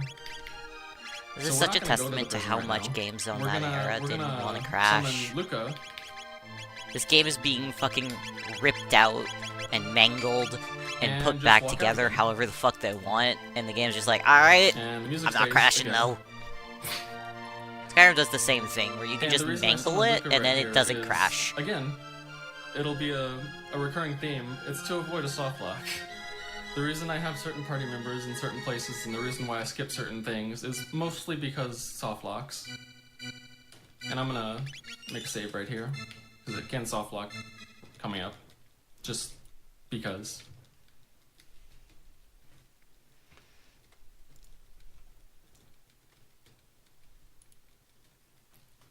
I want this line to be the same for each side. The most important question, though, is there a future skip? Unfortunately, nope. I couldn't figure out a future skip. I got really close. Unfortunately, even if you just leave right now and you go to like try to enter the other portal, because you can right now, and I'll show you why in just a second. You could enter that, but it would just bring you to 600 AD and nothing would be set up for the story triggers. That's what I'm trying to say.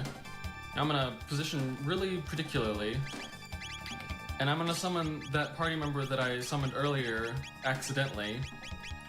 First, I'm gonna get rid of this gold helm that apparated in my menu. This glitched Chrono that doesn't exist, and then I'm gonna swap parties in a way that causes Marl to slide forward and skip past this guard. And then I'm gonna switch these, because this will let me... This item position lets me switch between creating items and creating characters. So I just created the bite key with that, and now I'm gonna go through this setting menu to get all the settings that I need to create all the items for the rest of the run. Mostly weapons, like I just created the rainbow for Chrono. Mono BF7, controls on.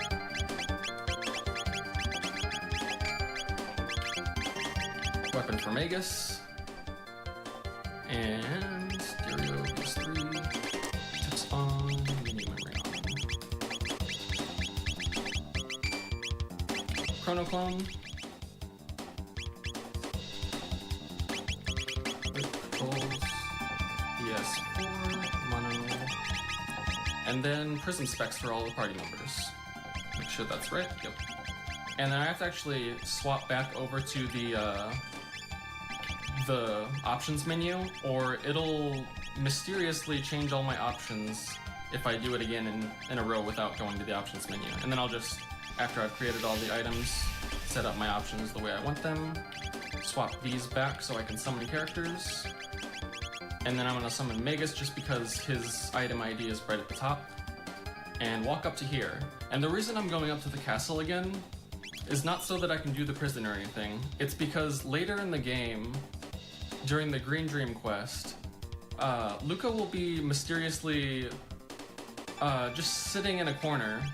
So I have to come in here, and she won't be able to move. So I have to come in here and grab a trigger next to the dragon tank, or it'll soft lock there too.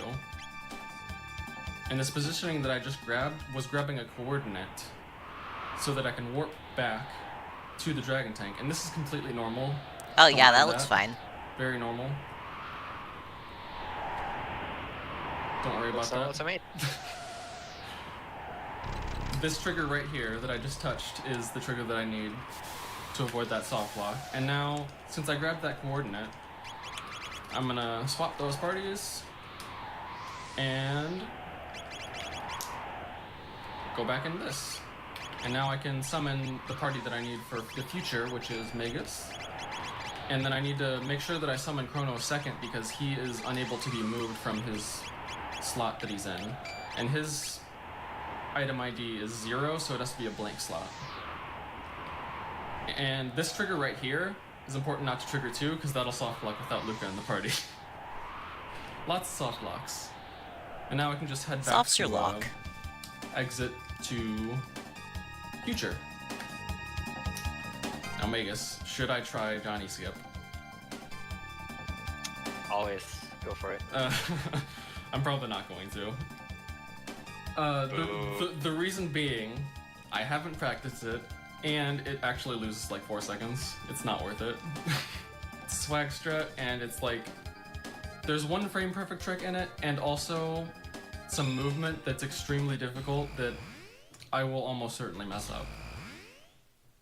Oh, you forgot Magus. I can try it one time, but it'll whatever be you're- like, That's fine. He'll Yeah. figure his way out over. Yeah. I'll do it. Whatever Screw you're it. feeling, Screw it. we're you know. I literally haven't even practiced it at all, but I'm gonna do it because Magus said yes. Because YOLO. So I'm gonna safety save right outside. Yeah, that would be a good idea. And then...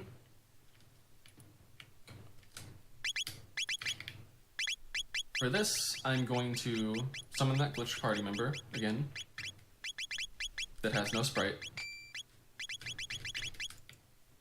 Hopefully that is far enough up. Gonna warp. Oop. Well, that just messed it up.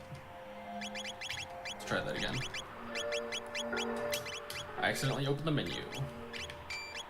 If you open the menu when you have a stored coordinate, it actually resets that coordinate, and you have to go grab it again. I accidentally opened the menu before going into the lab 16, which cleared that out.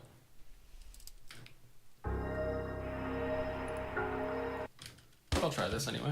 Do a warp right at the start.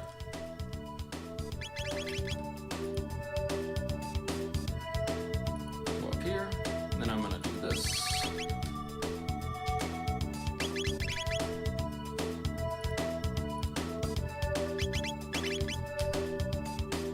Ah, that's not good. Yep, I messed it up. You know what though? That's okay because you know we gotta appreciate it. You went for it, and that's pretty Yeah. cool. That's not even the hard part, it's just that I forgot the order of operations, and I haven't done it in, like, at least 4 months. That's fair. That's fair. Interesting thing about those rats is that if you trigger them and then you walk over a fight trigger, it actually overrides the fight trigger, and you can just walk past it without it triggering. Very useful in all categories. And it's not even considered a glitch, so you can use it in glitchless. Oh, nice. All categories. Now, since I didn't... You notice I didn't go past, or I didn't go inside Aristome, where you would normally go and fight the Guardian and get the bike key, so that you could go over here. I created the bike key, you know, just because I can do that. So I just skipped Eris Dome completely. You would normally skip Guardian, but that's a lot slower than just skipping the entire dome. And now everyone's favorite Johnny. Time to focus for the race. Oh my god, this is serious. And I already messed up twice. The race is It hard. doesn't actually matter. I've done this race so many times, and it is It doesn't actually so matter tough. too much bumping him in the front. It saves... Do you know how much it saves, Magus? If you do a perfect race? Upwards to 6 seconds. 6 seconds? That's actually quite a bit. Yeah, it's not. It's a lot. It's compared to like being behind all the way though. Oh, So, like, okay, okay. Yeah. Yeah, it's not too big a deal, but there's a couple people that have done perfect runs, or perfect races in a run, but it's not really important. Now we're going to the factory without getting Robo, and I'm gonna equip the items that I need for these guys for later. Oops, he needs that, not the bandana. And you'll notice that I just equipped a weapon in the helm slot of Chrono. Why would I want to do that? Can you guess why I would want to do that, Magus? Because he's twice as strong now. Well, actually, kind of. There are really weird interactions with equipping a overflowed helm slot those when I with a weapon. Now, the one that's important this time is the flint edge that I just equipped to Chrono. And the weird effect that it does, I'm gonna do a little safety save inside now that I have that. The weird thing that happens with the flint edge is it gives the party member basically max speed without having a high speed stat. So speed tabs don't matter in this run at all.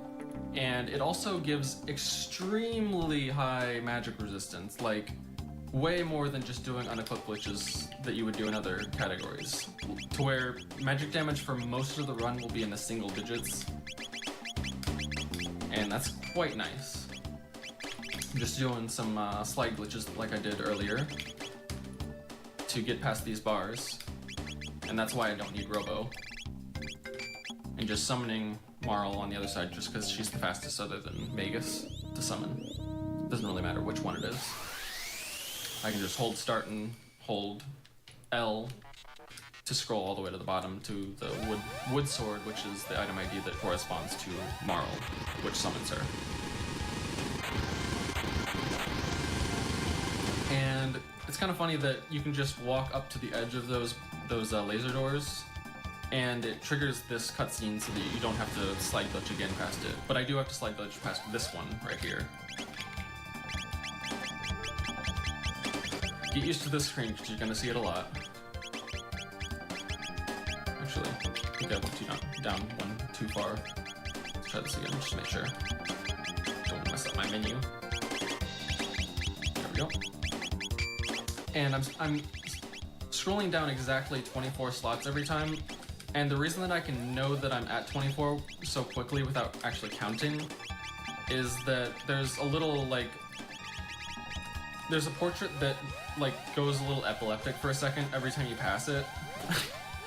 And the one after that is the 24th slot, which is the one that I need to do all of the glitches that I use on that screen. I don't know why it's exactly the 24th. You'd have to ask one of the taster that helped with that. But it's pretty handy. You'll notice that I'm not Chrono right here, so I can just walk past these guys. Doesn't really matter. I can do off-screen shenanigans by making him off-screen to skip text and whatnot. That's not the reason that I'm back here. It's just to speed up a little bit. The reason that I'm back here is because I didn't trigger a little... The button that opens all the laser doors in this place makes all of the enemies in this area despawn. I didn't do that, so the enemies are still here. And there's one just below me right here. And I'm gonna wait till right then, trigger it, and run away. And now that half of the fight is skipped. And the timing is very important. Silhouettes, nice. The timing is very important on this. It's very precise, and if you get the timing off even just a little bit, you'll be stuck and it'll be a soft lock in. Now I need another quick lineup. Press A and left at the same time. Hopefully it worked. That looks good. If regular battle music shows up for this next slime fight that pops up, then we're good. And we're good. Okay, that looks good. Now I can put this back in here. And now I'm able to move and just leave, and the story trigger updated already, so I can just leave and go over to Robo and exit to the end of time. And that's our series skip. Nice. How much time do you think that saves about? So it doesn't actually, that movement that I just did doesn't really save that much time. It's the fact that I have only 2 party members that makes me have to do that. Ah, okay, I gotcha. Otherwise, I would have to go, oop. Wrong party member, that's fine. Doesn't take too much time to summon someone off of this. Because I don't have to scroll if I have the glitched party member in. Otherwise, if I had 3 party members, I would be able to just fight the boss and just one-shot it with Magus. Oh, okay, okay. By using an AoE spell to just kill them instantly. But since I only had 2 party members, it would not let me actually go into the cutscene leading into what is it? Bringing Robo back over to here to go into the end of time. So it's basically just a soft lock prevention thing. Okay. But it also is fairly fast. It's probably comparable. I guess I'm just trying to figure out some of the differences between something like this category and the other category that you run as well. Yeah, the other categories are pretty unrecognizable to this one. Yeah, it seems like it. Okay. If anyone's counting in the chat right now, let me know. I don't actually have the chat up right now, but let us know how many fights that we've actually fought so far. I do know the count. If anyone knows, let me know. I'll let you know if we have any guesses. Once we're out of the end of time, I'll tell you. This is just a little cutscene type stuff right here. Nothing too important. We're getting magic, but that's not important for any of these characters except for Chrono. I think they've been in 2 fights. I won't be using Marl or Luca through this entire run, actually. I'll be only using Chrono, Magus, and Ayla for actual fighting.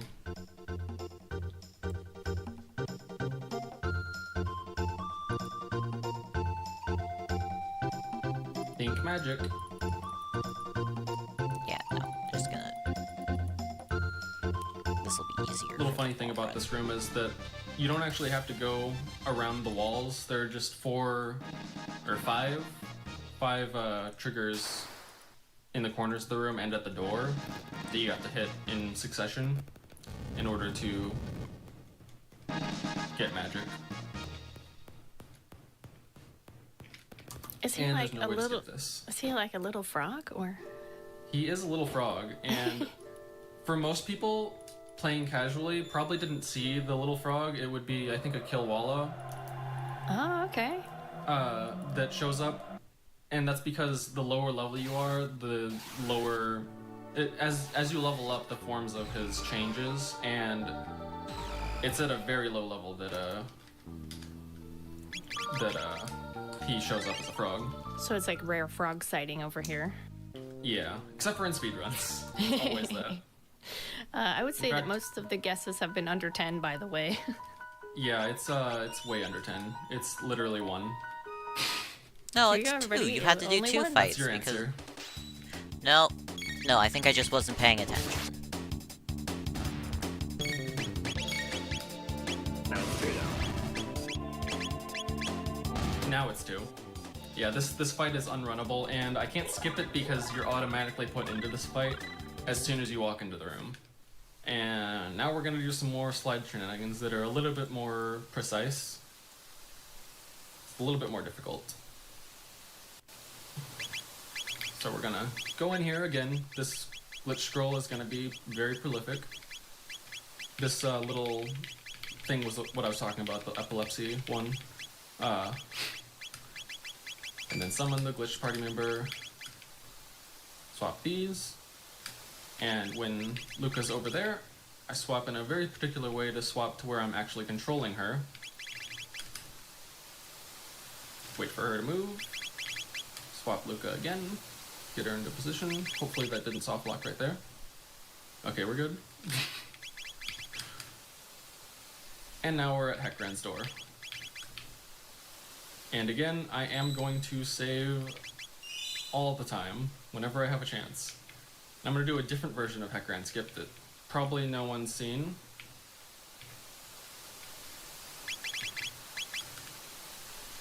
It may or may not work. It is sort of RNG, timing based on frames.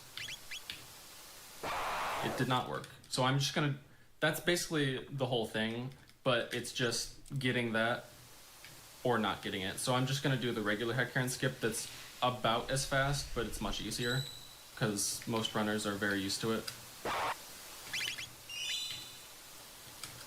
That may or may not have worked. It did work. Now I need to make sure I have 3 party members in here, or it'll soft lock, as always. And that's Heckran Skip.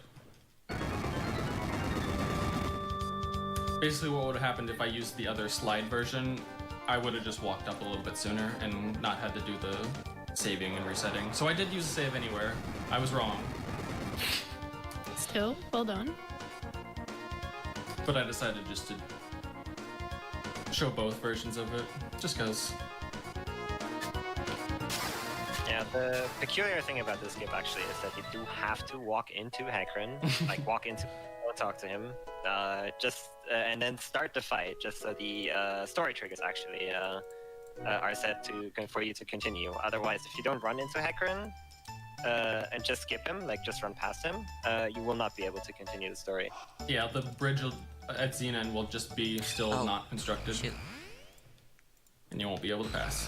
I've actually experimented with trying to skip that bridge without having done that. And you can warp over to the end of it. The problem is, before the story trigger is updated, you're not able to move in that area. So, doing door transitions requires your character to move in most cases. Otherwise, it'll just sit there and you won't do anything. Thing to note, we haven't been to 600 AD yet until just now, so these blue imps are still here. We haven't killed them yet. And they are unrunnable, so I'm just gonna do an Ice 2 to kill them all instantly. Yeah, Magus does that with all tier 2 spells, and Ice 2 is just playing the fastest. Yep. So I'm guessing you're going to use it a little bit if you have to fight something random. Yeah, for the most part, Ice 2 is what I'm going to use for the entire run, but there are some enemies that that aren't killable with one Ice 2 that I will use like lightning or fire in that case, but they are much slower animations. Right here, I'm gonna grab another coordinate wish right someone here could that ice Luca was to at, my back. just by give it a good summoning bonk, that glitch bonk. party member.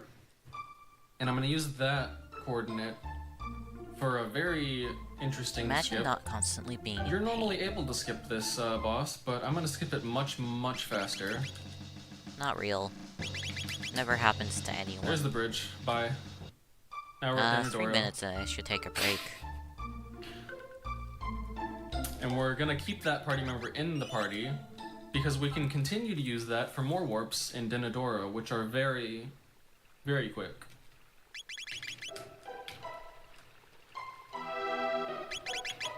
little bit of focus here.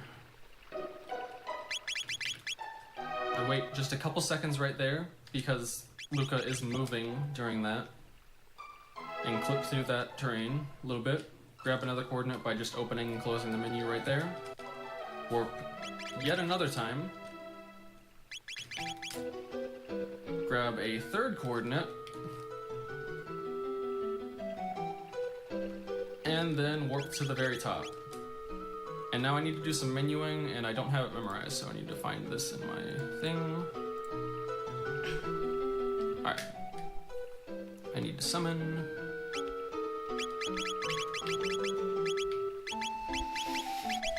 Magus. Oh, I need to put this 5 down here at the bottom so that I can summon Ayla. Should be Kurenai no Tsurugi. And then Chrono for last. And now I'm at the top, right at Masamune. And then I'm gonna do some menuing just to equip some items. Let's see, Ayla. Oh, I need to swap these also again, so I can get the flint edge. That, and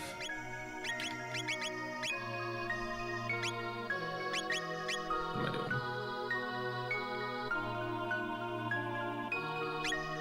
Ah, I did that in the wrong order. That's fine. It should be fine at least. It might not be fine. Can I do this? I'll just do it after the fight. I don't want to reload again just for that. The reason that I kind of messed up a little bit is I'm supposed to order of operations, equip the Flint Edge helm thing to both Magus and Ayla. I'm supposed to do Magus first and then scroll and get rid of items in the party by equipping 2 blank characters that are in that endless scroll thing. Just to get rid of them so that the setups actually work properly. The only thing that's going to be weird here is that Magus is going to be slow. It doesn't really matter other than that, because Masamune are so weak that it doesn't really matter. Obviously, people probably are seeing this and thinking, who would want to play a run where you just like one-shot all the bosses? Well, the run's really not about the bosses until the very end. The bosses do get interesting around the end because while in the beginning they're very, very weak, at the end you're so underleveled from skipping so many enemies that actually it's much harder than you're much weaker than you would be in other categories, except for the magic immunity basically. But the physical damage that bosses do in late game is very scary, even in this category. Particularly Lava Spawn later. I think it's kind of cool skipping so many fights because, you know, you get a chance to see the game, like, you know, without actually having to worry about things like leveling up for bosses. Yeah. It's the crazy skips that are interesting about this, not the early bosses. Yeah, and then, you know, you think back to, like, I don't know how much time this game took you to complete, you know, maybe when you were younger, Halation, but I'm sure it's kind of satisfying going through the game at this speed. Yeah. Even just speedrunning it in general is pretty interesting. If you speedrun a game that you've done, that you played as a kid, it is kind of satisfying being able to get so much more entertainment out of a speedrun than you would have if you had just played it casually all your life, because it's so much more replayable when you speedrun. Oh, definitely. And then you can say, oh man, I had so much trouble with this, and now take that. Easy. Yeah. So for anyone who doesn't speedrun, who is interested in it, don't think that it'll ruin the game for you just because you play it all the time. If anything, it'll make it better. I would agree with that sentiment, especially because it's like, you know, if you already like the game, you know, I think you will probably enjoy the speed run. Like, I don't know about it actually ruining the whole game for you. This is what I wanted to do before, get rid of this bandana right here. Oh, sure. And now I can probably, yep, I can get that onto Magus. And now everyone has their proper helms and everything, and I can sell this death helm so that nothing messes up my setups. And then I need to buy a bunch of items here just for safety. And you'll notice that I have a ridiculous amount of money, and that is just a result of the setup from duplicating helms. At one point you buy one, I think it's the silver sword. I don't know what it's called in the English version off the top of my head. Load sword, that's what it is. Which is worth a lot of money, and you duplicate 98 of them, and you sell off 97 of them, and it gives you a ridiculous amount of money. So you're basically set for the rest of the run. That's just a side effect of the dupes.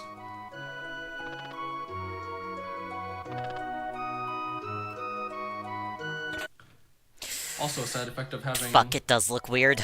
None of the important party members in the party right now is that there's no text on that cutscene. From getting the hilt. Very useful. I guess speaking of the text, I have to ask, it is probably faster to run this in Japanese version than, say, English version. Okay. The Japanese text, I think, saves about, in the regular speedrun in any percent, I believe it saves about a minute by Magus. That's pretty considerable. So over the course of, especially glitchless, I haven't tested this. I've never really run glitchless on... I accidentally attacked instead of doing a menu trick.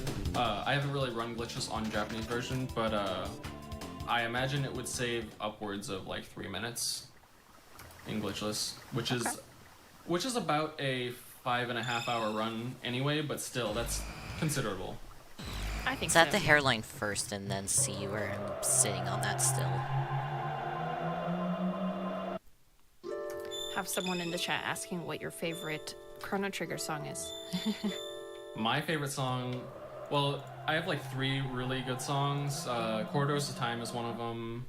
Shala's theme, and also Black Omen. Let's do the middle hair I'd say first, between those then 3, see probably where we're Black Omen at. though.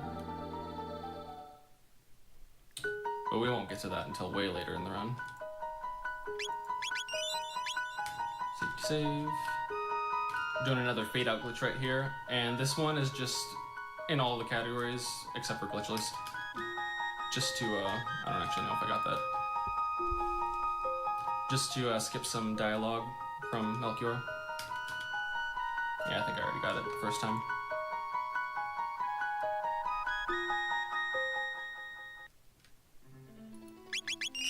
Yep, we're good. And now we're gonna head to 65 million BC.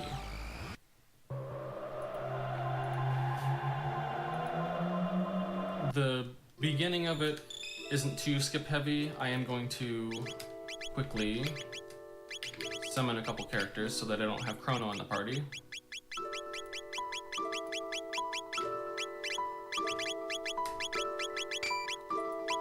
And I'm gonna abuse the fact that using this glitch party member makes you not have to scroll each time to summon Luca and Marl. And then I want to put I said Magus in 7 minutes ago I should go on break. Alright. And this is just to make the fastest Let me go on break. Dialogue for meeting Ayla. And I'll also leave this having playing. Magus in Y'all can party enjoy it. So that It's not like I'm so doing that a you lot can of just commentary AoE anyways. all the Reptiles right here. But I have been doing a lot of work. And I've just been mash making out actual X2, fucking progress. Because Magus which is what matters. much faster than Luca and Marl. I can always Thank you be everyone that's hanging out. assured Make sure that you he'll give be the yourself a first up. stretch too. Especially since we have the flint edge equipped on his helm slot. Takes him maximum speed. And by the way, if anyone is curious, the RNG of the game does affect which party members will be up when, and it even affects the speed at which the ATB bars fill to a certain degree. So even when everyone's at max speed, it's not gonna always hit the top at the same time. And the RNG manipulation of this game is used in this category, but I don't think I'm on it right now, and yeah, I'm definitely not on it because I dropped it for Masamune. But it's not really important this early in the run because, like you can see, I can just one-shot all the enemies, and I don't take particularly that much damage, especially from magic damage. I'll go ahead and do this kind of unnecessary skip, but it saves like a second if I do it properly. And that's to skip these kill wallas right here. It only saves a little bit of time because I have to scroll like this. But I do have to summon someone at some point anyway, so it doesn't lose that much time.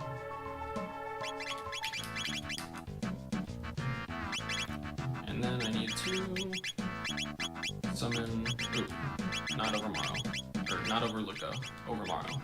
I need to summon Robo, because he is the fastest for the soup cutscene, and then summon Chrono so that the soup cutscene doesn't soft lock. There are actually a surprising amount of cutscenes that don't soft lock with Chrono not in the party. One of them being the one that you just saw up at the top of the mountain with meeting Ayla, which is kind of lucky for certain places. It makes it to where you can have Magus in the party to kill enemies much faster when you would normally have to have Chrono. If anyone's familiar with New Game Plus for Final Fantasy VI, it might be a little bit reminiscent of that run. This one might be a little reminiscent of that run. When I learned about that New Game Plus, I was like, wow, that's actually quite similar with all the warps and stuff. Because I had already been working on this. Do you think it's something that you would consider speedrunning in the future? We'll see. I haven't really been looking forward to speedrunning in general lately, but we'll see. Aw, well, I guess that being said, we do appreciate you being on the show today, Elation. I do enjoy marathons and settings like this, though. Yeah, comfy setting. Yeah.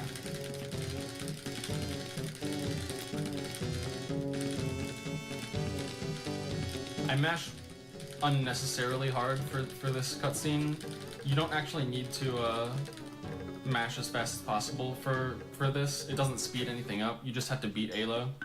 It's the same speed no matter what. But I do it anyway. Oh yeah. Oh, go ahead. There is a skip coming up that I accidentally found out by wiggling on the door at Ayla to skip Ayla entirely. That is only useful in this category, but it can be done in other categories. The door wiggle. And this is how you do it. Go up 2 pixels. Do that. That was actually very fast. That probably saves about 4 seconds in this category. Nice. Just because it skips all of the dialogue from talking to her and waking her up, and I have to do this anyway to summon all the characters anyway, so I would have had to scroll like that anyway, and that's the only reason that it might have been slower otherwise. Oh, let me make sure this warp goes through all the way. Now I'm gonna summon my party for the Reptite layer, which is going to be, as you might expect, the same party that I've been using for all the bosses. Where is it? Which is Chrono, Magus, Ayla.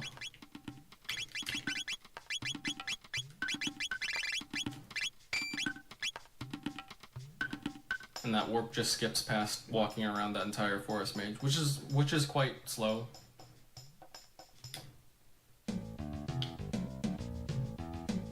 it's a pretty big place where you have to normally walk very precisely around a bunch of enemy triggers. There's no enemies that you have to fight in there, but it can be a little slow.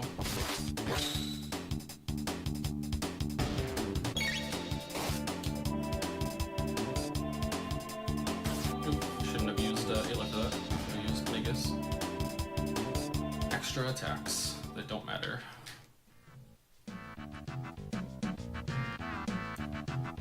I didn't really safety save here because there is pretty much no reason to.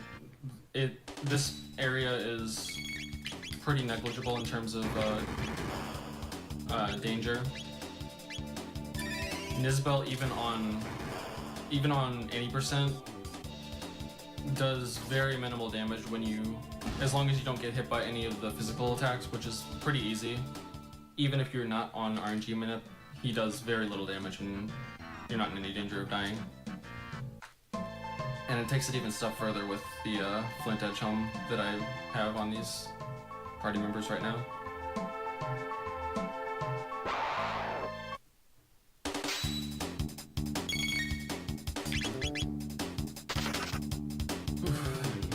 So, Magus, any questions so far? Not from me. Pretty good explanations. I had a question. So, Halation, you have been saying Magus in the game, and I'm like, wait, is he? Is it Magus here in chat? I'm talking about Magus in the game most of the time, but yeah. So I guess I had a question for Magus. Is your username kind of based on that, or what's the story there? Yeah. It's based on this character, exactly. Cool. So this is a game that you've probably played a lot of as well. Once or twice, maybe 3 times. Okay, it's a few. And I guess, Halation, I kind of am wondering, like, so I know you said you played this game a lot growing up. Why did you decide to ultimately speedrun this game? Oh yeah, the first time I was thinking about it was actually after SGDQ 2018.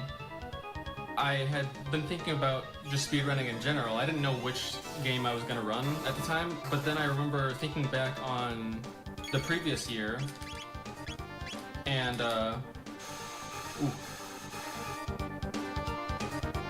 to lose a lot of time just from extra inputs. Sorry to catch you. I never know when is a good time to ask questions. I mean, we're in no danger. It's just losing a little bit of time. Okay.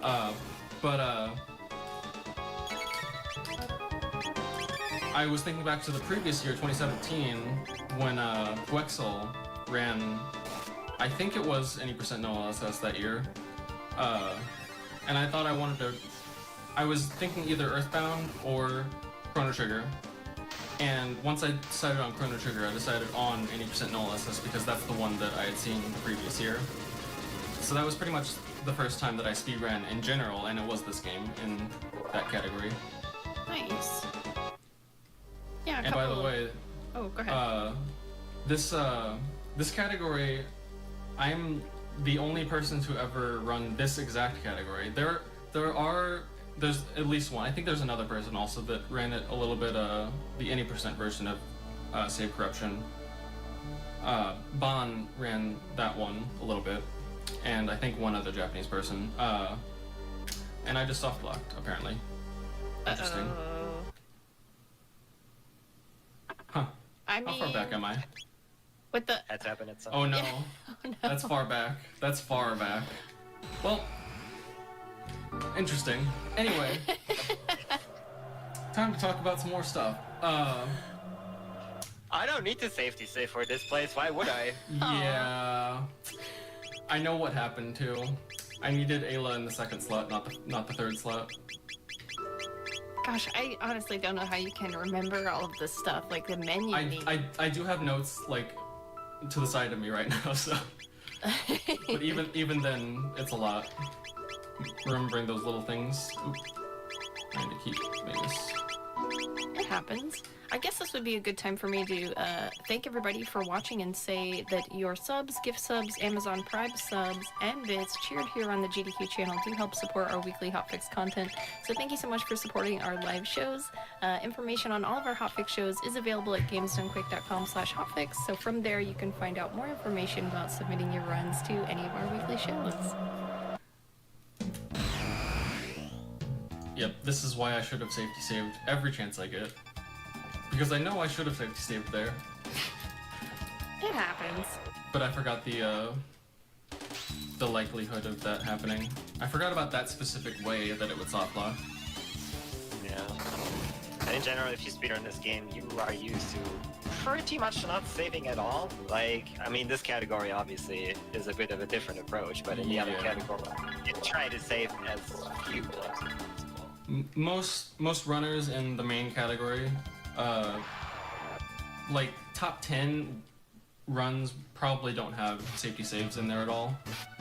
I mean, and you get used to it probably, so, you know, it's understandable that, you know, you might forget one here or there, so don't even sweat it.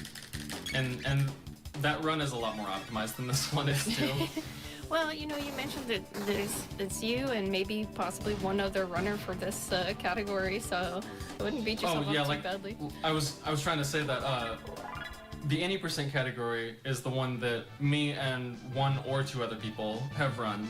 Okay. I'm the only one that's ran the 100% version, and I routed the entire thing because no one else wanted to. No one else wanted to take on this behemoth. Yeah, it was a little bit rough. I did get a little bit of help from just learning the general way the glitches work by that Japanese taster that I had been talking about earlier. Yeah. But the actual route itself was almost entirely me. The biggest thing that Nyako helped with was he routed the entirety of Denodoro Mountain. That was very useful. Shoutouts to him. How long would you say that this run kind of took to come together in terms of the strats and everything and putting the whole thing start to finish together? So it was September. The first run of it, or the first attempts at learning it was what am I trying to do? Let me figure this out first. Sure. I need to summon the right party members.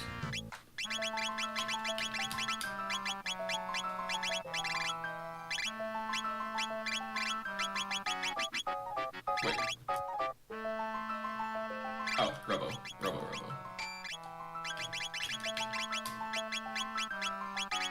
Then Chrono. Alright. What was I saying? I was saying... Oh, it was September that we initially started working on the routing for any %. September of 2019. And I'd say the first full run of any % was like 2 months afterwards.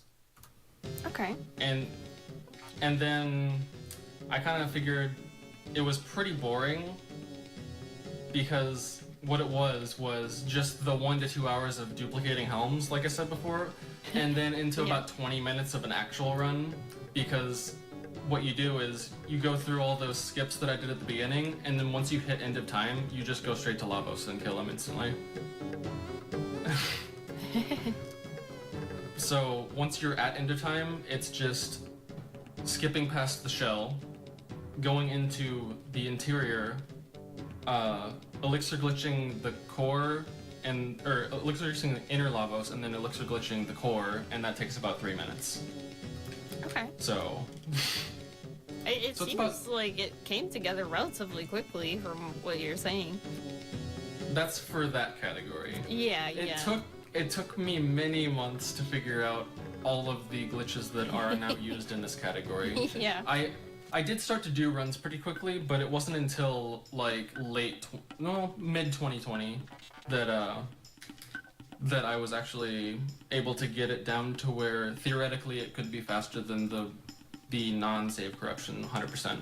Oh, okay. Because that's including the helm duplications. Before it was much more difficult to get all of the time save, because a lot of the really big skips weren't found until much later. There were a lot of small ones that I found, but that was mostly optimizations and stuff like that.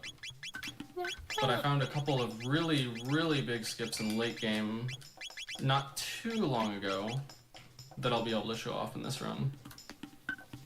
Cool. I think it's pretty neat when a game, you know, as old as Chrono Trigger can still, you know, you can still find things to glitch and skip. It's pretty awesome. Yeah. Alright, Vegas. I need Ayla. And I need Chrono. Put them in the right slot. Alright, I'm just gonna look at my notes just to be sure. Yep, for sure. That was the problem.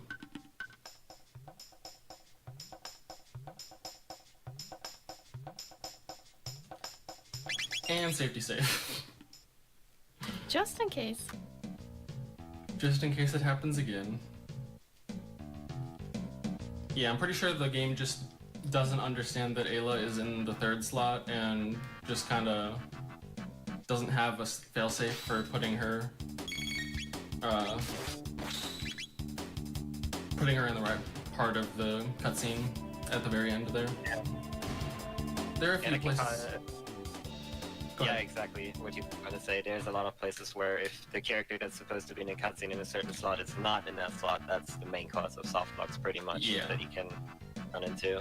And the only reason that I'm able to even move her out of that middle slot is because I did that Ayla skip at the beginning of this area. I ran out of the room without triggering her, so she's actually... Normally she would be locked into that second slot completely, but because I did that, when I summoned her back, it doesn't have that flag that states that she should be locked in that slot, so I can move her anywhere she wants. And that's actually very useful in a later spot, in two later spots actually, Tyranno Castle and Magus Castle, that I use. That sort of party member supposed to be locked but is not, to my advantage, to be able to do the warp glitches later.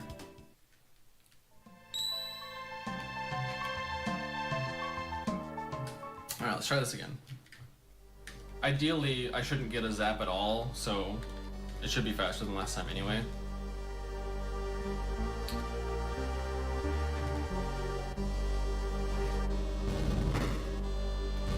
Isabelle should just sit there and take it for the whole fight.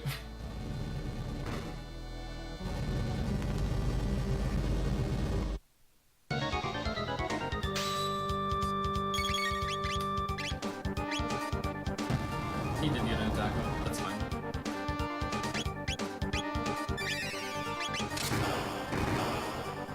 Like we said before, Ice 2 is a much faster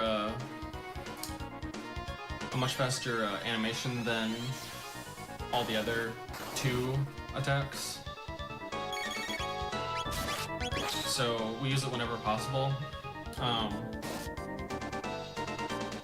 I just use it twice here just to make sure that any crits that would happen don't really matter for the fight, so that I can still get a 1 cycle even if I don't get any crits.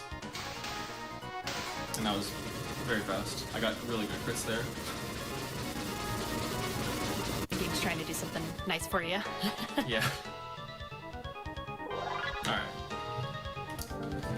Now, hopefully, Ayla should have some text here once she goes down a little bit and grabs the key. There we go.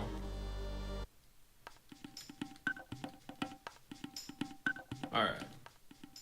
Now, a weird thing happens with the That break was longer than intended, items. but Since I that's have all fine. these items in my inventory now, the menuing here, the top item right here would normally be a 0 on the number, but it's not.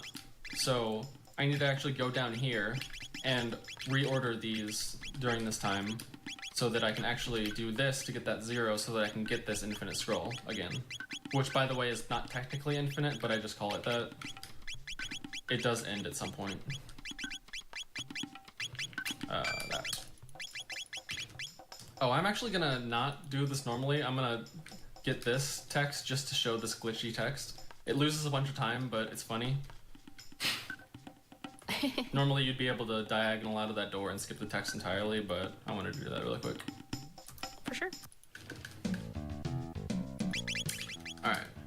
And now I actually have 4 party members, so I can keep this glitch chrono in my party without having them technically on the screen, screwing up all of the soft locks and stuff like that. And that's not going to be like that for a while, but after, I think it's after Tyranno Castle, I'll have it for the pretty much the rest of the run, to where I won't have to glitch scroll too much, and it'll be a lot faster. Dude, what the fuck? Because scrolling down 24 slots every time you want to summon that character and do a warp or whatever takes up a lot of time.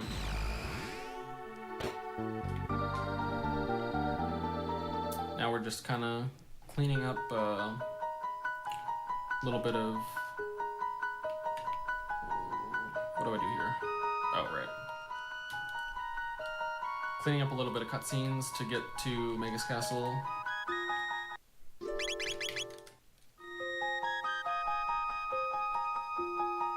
Fade out into the basement and get rid of Robo. Oh, I'm gonna do this just to be safe. And you know what? I was feeling confident before Nizbel, but I think I'm gonna be safe and swap Robo into the party at the last second so that I'm 100% sure that it doesn't soft lock. Normally, in a run, I would just leave it and just end this cutscene with him out of the party. But I'm gonna be safe.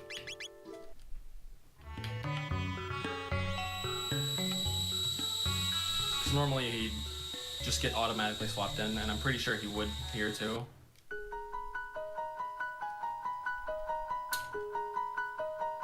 But, you know. It's actually very nice how many cutscenes, I think I mentioned it already, it's nice how many cutscenes don't require Chrono to be in the party at all. I think that's like super funny actually, because when you started the run, people are like, wait, what? Where's Chrono? Yeah. I think that Chrono is just cosplaying all of these other characters, and he's really there. Yeah, that's what it is. I guess they just don't have very many flags to make sure that Chrono's in the party, because why would he not be in the party, right? I know, it's like something you wouldn't expect. There's no way runners are going to be able to do that. Little do they know.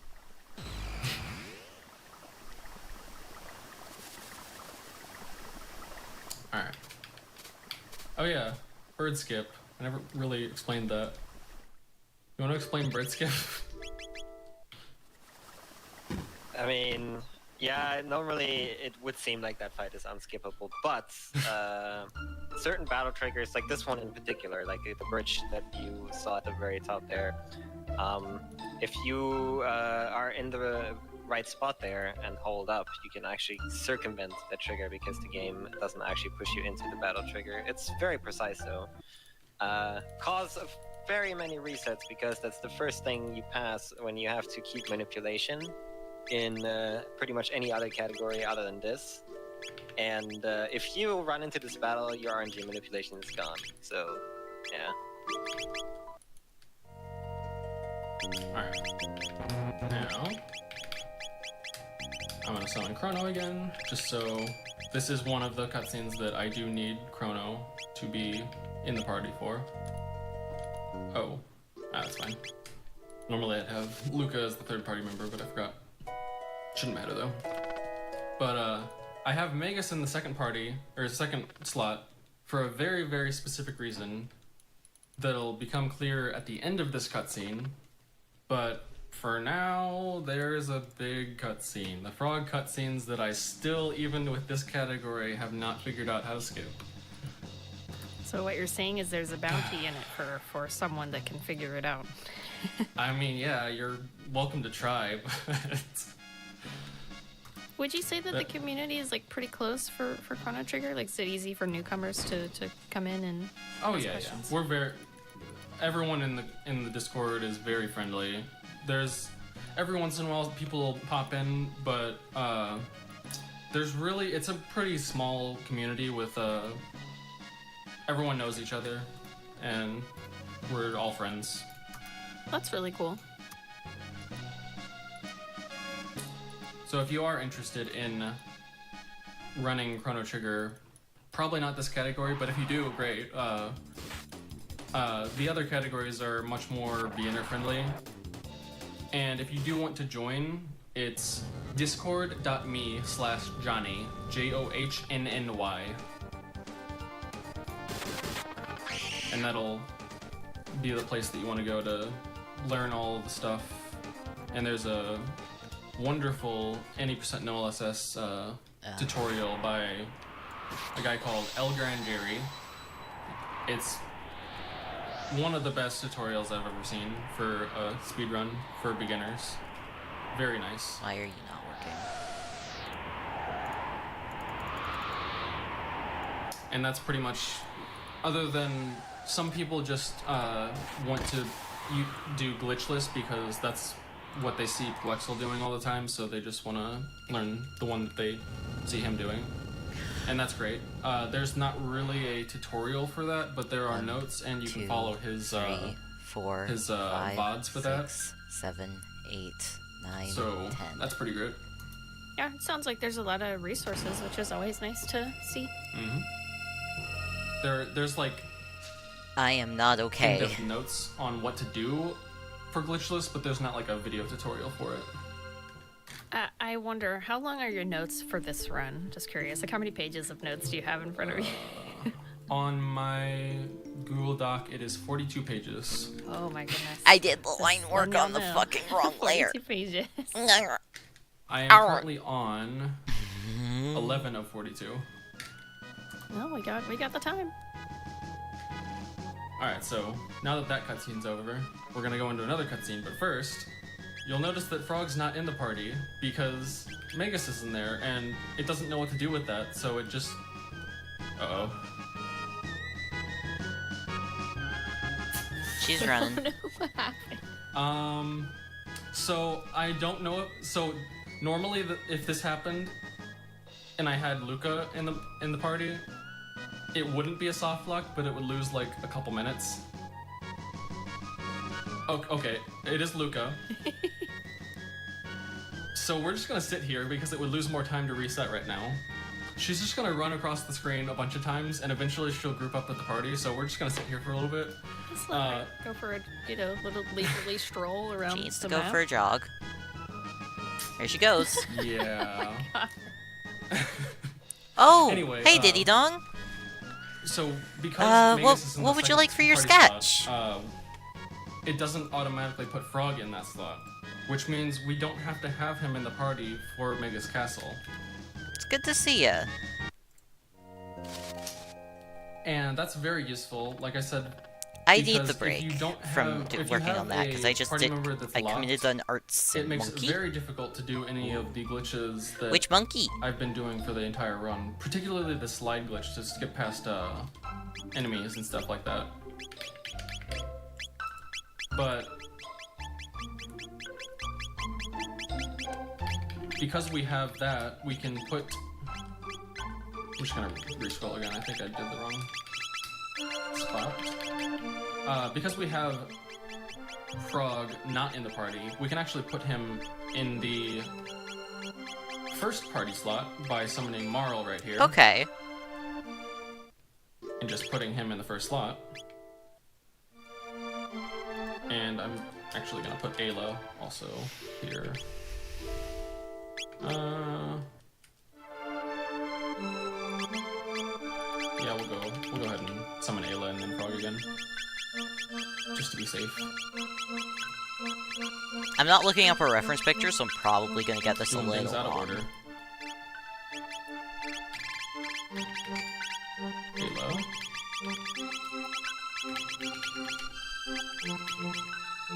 Then Frog. There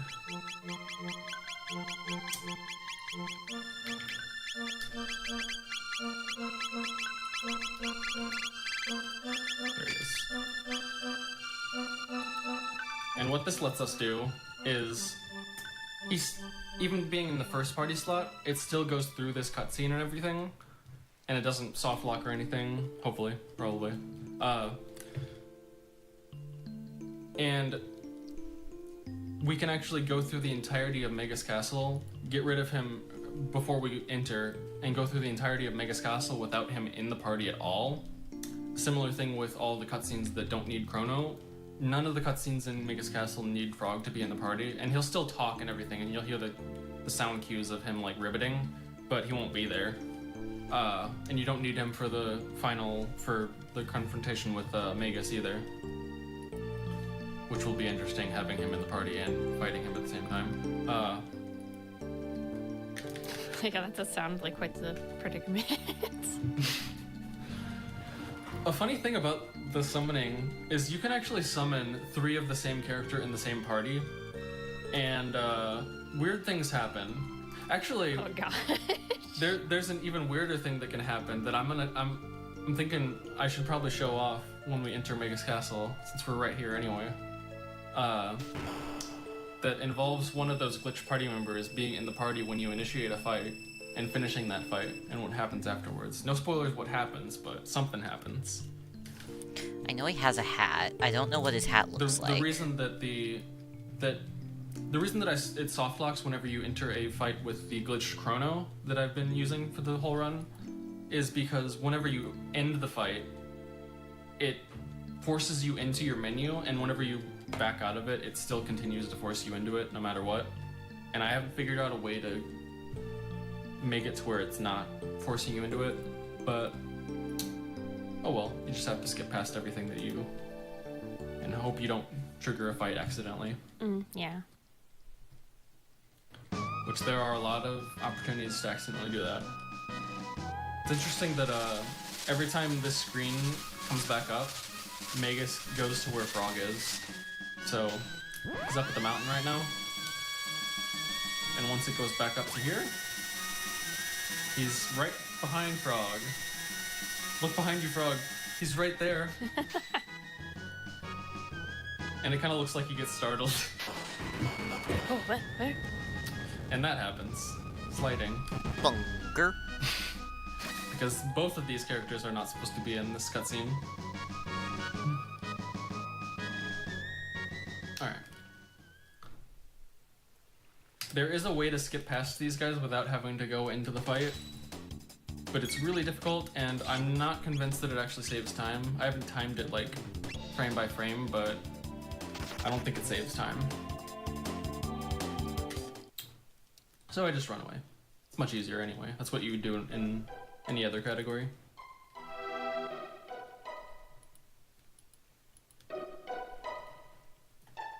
Now we're gonna do a very similar skip that I did, or I tried to do for Heckran Skip. Safe to say first.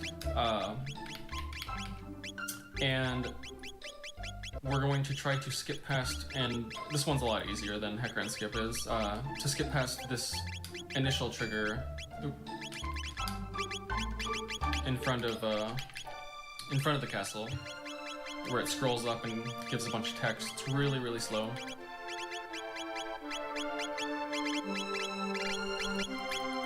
And for this, I can't use that other glitch party member anymore because it doesn't let me summon it.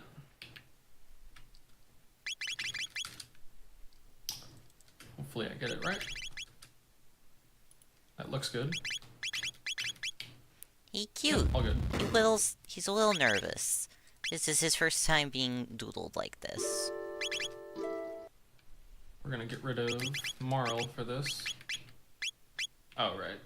Actually, we're not going to do that.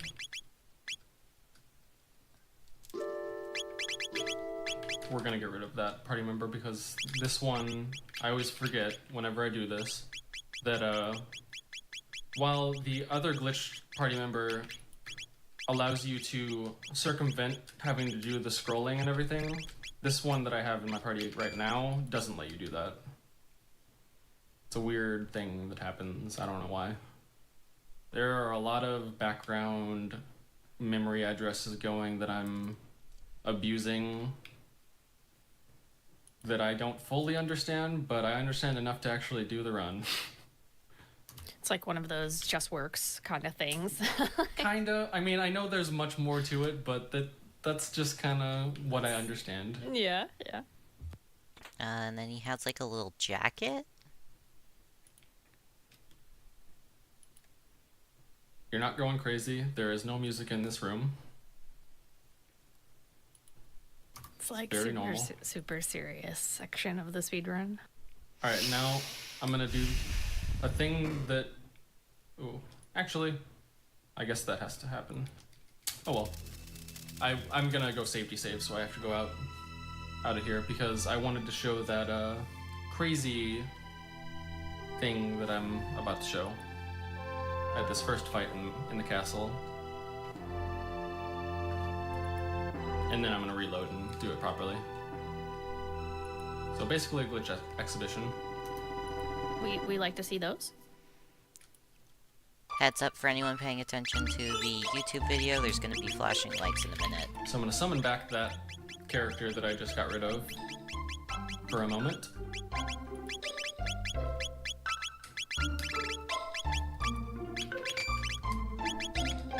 Put it in, I don't think it really matters which slot it's in. Well, I guess probably should be in the third slot. I don't think it matters though. So much effort in these feet. And some weird stuff happens, even in the fight and also afterwards.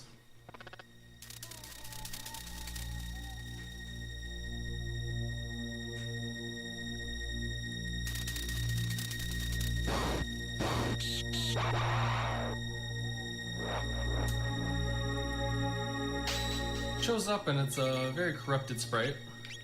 See if it'll attack first, and then I'll kill all the enemies. It's actually not going to be berserked. Usually it is. Does this, which is very interesting. But the really what this interesting hat thing looks happens like, once so I'm I just actually gonna kill go all the like a little enemies. this. And by the way, I don't think it really is that bad, but epilepsy warning, just in case. It is a little bit flashy. Yeah, that's good. Just quick warning for y'all watching. And I'll let you know when it stops.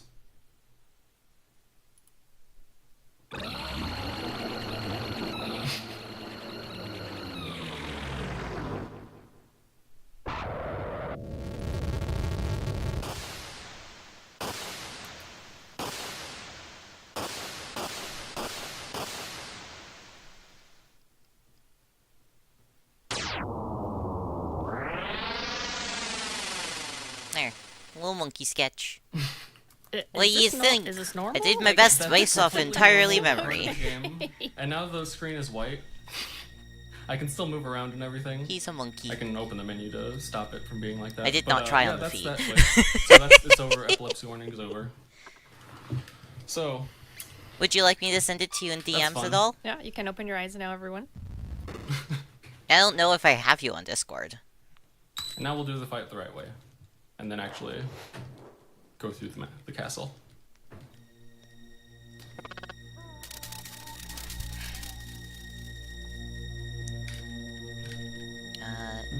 Pop a background layer. I dropped a whole 108 frames. Should be okay. Yeah. I just looked over for a second and noticed it was red.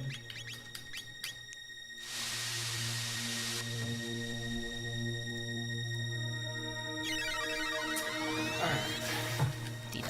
Okay. So, this first should be in there somewhere. part of the castle is pretty Yeah, there you boring in terms of this category compared to what all happens. Really, it's just going in and holding X on the boss and waiting for it to die. There you the go. first two It is bosses in this sent. castle. But then it gets pretty crazy. I feel with like a the- lot of skips. Thank you for the little like the sketch music break. I and stuff is appreciate pretty, it. like ominous and tense in this Perish. whole section. Yeah. Where's Ayla? And now back to Anguish. I hit this fake flea with Ayla so that she's the one that loses her MP.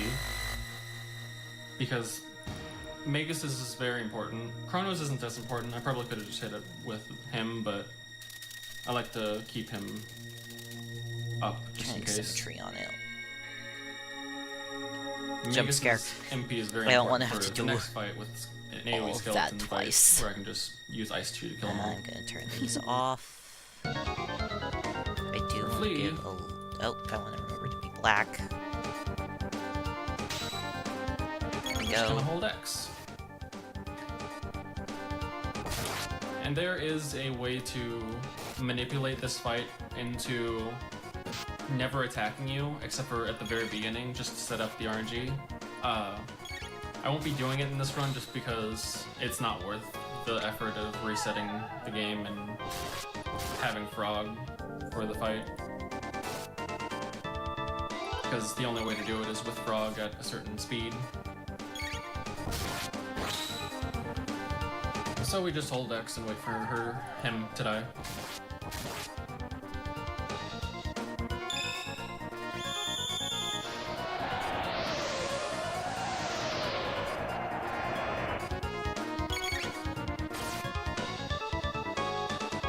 What happens if you let go of X? You don't attack. You just don't attack, and then we're Yeah. we're just Hold- kind of hanging out. Yeah, just a note. There is, you can either go up to the attack. I'm using the wrong pen. Option and press A twice to attack, or you can, if you have battle memory set in the options menu, you can hold X or just press X to automatically do that without actually setting the attack option. So you can stay set on tech while still attacking whenever you want. Very, helpful. very useful for Yeah. all categories. Nice. Especially useful for RNG manipulation.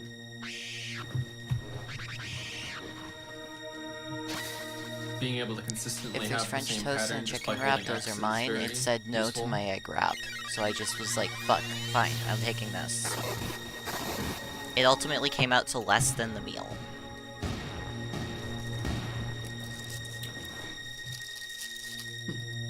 Bacon.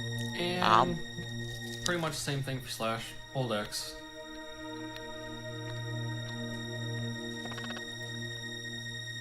Although It's basically all, yeah. also the strategy in all other categories. Yeah.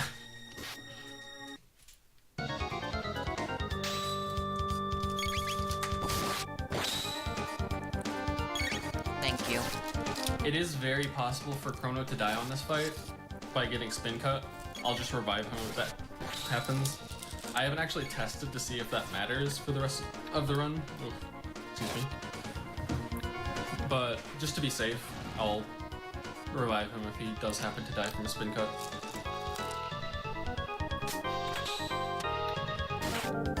The only reason it would possibly matter is if the tech points were a little bit low and I didn't get spin cut on Chrono at the proper time before Gigagaya.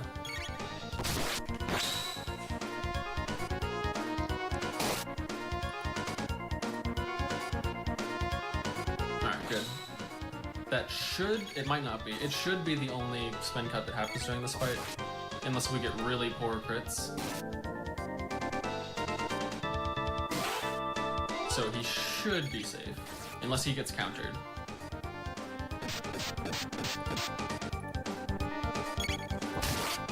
That should be a death.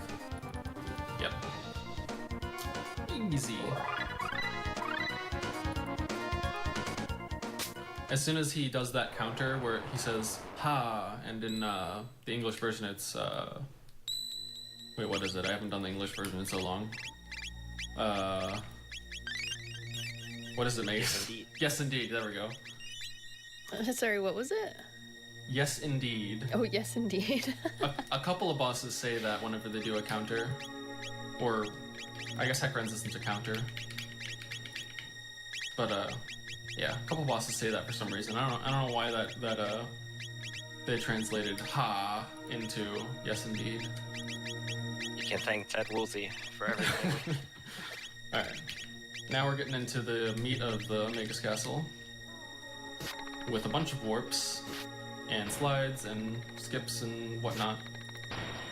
First one is a pretty long skip. We're gonna skip 3 of these fights completely and put in Marl. And as we walk down, we'll trigger the fight. This is at the very top of the room, and then we have to wait until Ayla comes back up to the top. There she is. Even with waiting for Ayla to come up to the top, it's still much faster than running from 3 fights. And then we're gonna... Ozzy's not there, but he is there, trigger-wise. So we're gonna do that. Slide past him. Warp again. Go through this room. Warp yet again. Let me make sure this order is proper. 2, 1, 3. No.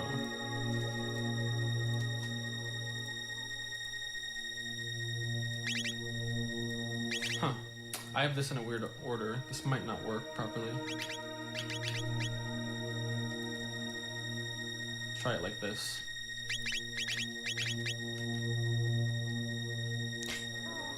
Yeah, that would be a better idea. No. I'm gonna... Ooh, that's bad. We'll try it again. The order of party members got mixed up somehow. Normally Magus would be at the top.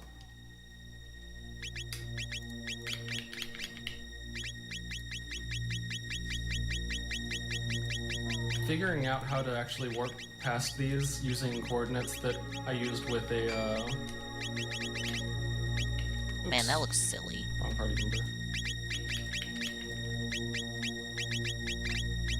Using coordinates with a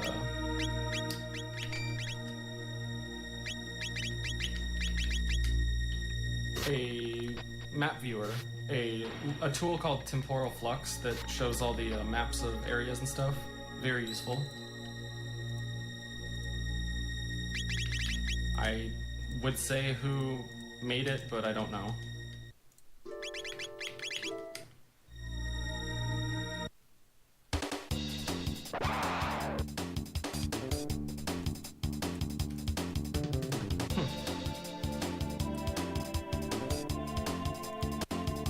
Okay, there we go.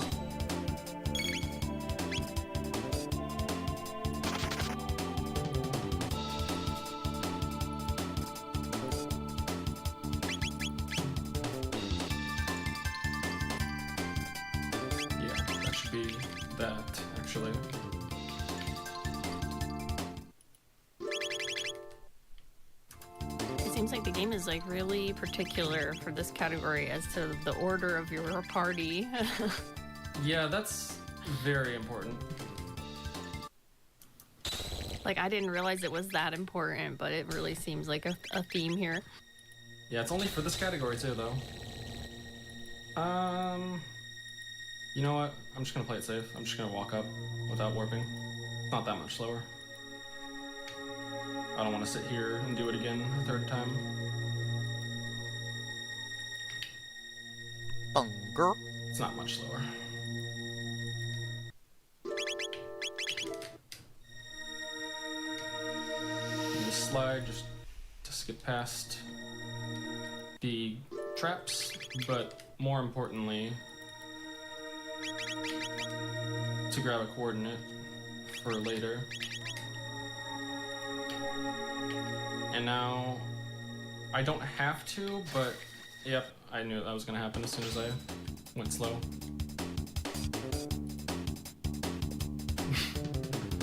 You dancing? This looks interesting. She'll get there eventually. It's actually a glitched A-list sprite. Okay. It's like, hey guys, what are you using the stairs for? Alright, one more. Oh, really? I thought I would hit right there. It'll hit eventually, probably. Oh no. I'm There we glad go. you're showing this. Yeah. Alright. No, it attacked again! It's so this fast. glitch, yeah, it's berserked actually. So Yeah. whenever it fills, it tries to attack. Well, yeah, you see how that's going. That's having a hard time. I think it's the next one. There we go. And now, it does no damage too, it's kind of funny. Sometimes you'll load into the fight and it'll immediately revive the glitched Halo for no reason, even though they're already alive. Oh no. No! Epilepsy warning again. This doesn't normally happen. This normally only happens at the very entrance of the castle. I've never seen it happen on the stairs before, so this is losing a lot of time. I'm 100%. I'm 90% sure this won't soft lock at the end of this. I like how you changed 100. Yeah. I mean, it already soft locked once when I thought there was no way. All right. Oof. Epilepsy warning is over. I don't think this would matter for people that have epilepsy. And the music is gone. I've never seen this happen. This has never happened before. There's always got to be that one moment, you know, that this has never happened before. This is pretty cool though. I like this. I'm gonna make a clip of this probably. Alright. You know what? That sucks. I opened my menu at one point just to clear out that white screen, so I don't have the warp that I wanted. So I'm gonna have to just go through this normally. Oh well. No worries. Perhaps this would be a good time for me to mention to all of you that your subs, gift subs, Amazon Prime subs, and bits cheered here on the GDQ Twitch channel do help support our weekly hotfix content. So thank you so much for supporting our live shows. If and GDQ was information on all live of our after hot this, fix- I will absolutely hotfix drop you a shows. I mean, you know, it's available at gamesdonequick.com/hotfix. So from there, you can find out more information about submitting your runs to any of our weekly shows. I think that this was a pretty cool one, so thank you for that. Thank you. Yeah, so two of these fights in this hallway are unskippable. You have to fight them. Well, technically I could skip them, but it would be pretty slow because I'd have to scroll every time. This one right in the middle, for some reason, I'm pretty sure it has to do with the jugglers or something like that, or I don't know what the particulars are, but you can run away from the fight.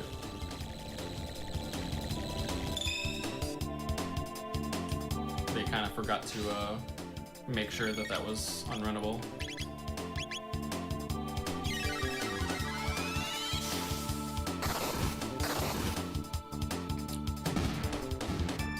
Luckily I have ice Okay, too, that looks so it's much faster as than I other needed categories to. would be. Now, one more.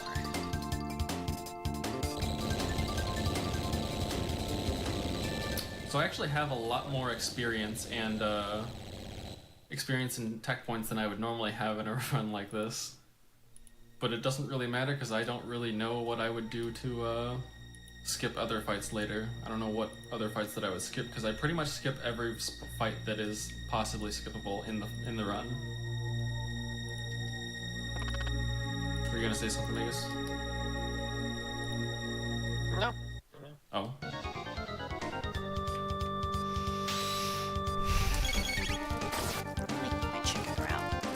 There is a small chance that I am on the right RNG minute, but I may or may not have an extra level that I normally wouldn't have, so I don't know if it would properly be there. No, it's more than This is wrapped so definitely badly. not- Oh my god. recognizable. Pretty sure They Crown didn't is a close the little higher bottom. than it would normally be. Burger King, what the Anyway, fuck? That would normally be a 227. Food review. Burger King has The disappointed RNG me. manipulation in this game is That's it, relatively that's the particular, entire review. actually, about what you do in battle, and it's very hard to like fix getting off of RNG manipulation. These switch fights, though, they are so simplistic that a lot of RNG, like possible outcomes, run together here. So even if you make like some mistakes, The you onions might are still fresh. get lucky and get the right RNG. That's here nice. because it's just like overlap a lot. And safe to save just in case. Very confident that nothing will go wrong here, but you know, all the things that have already gone wrong. You wouldn't lose against me. Come on now. I have you I on like my side Burger too, King, though. but I don't really recommend going there for the burgers. The chicken though. Oh, they make a good chicken.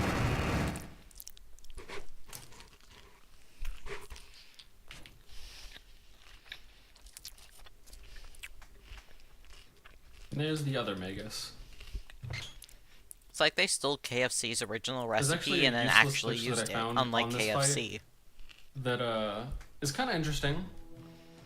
If you have a certain glitch party member, not either of the ones that I've been using for the run, but another item ID that I can't remember off the top of my head. Upon finishing the fight, you'll be able to move around in the cutscene, and you can exit the room. And if you exit at a very precise moment, you can actually skip the cutscene going into 65 million BC and go straight there, but it loses a lot of time. That is kind of funny though.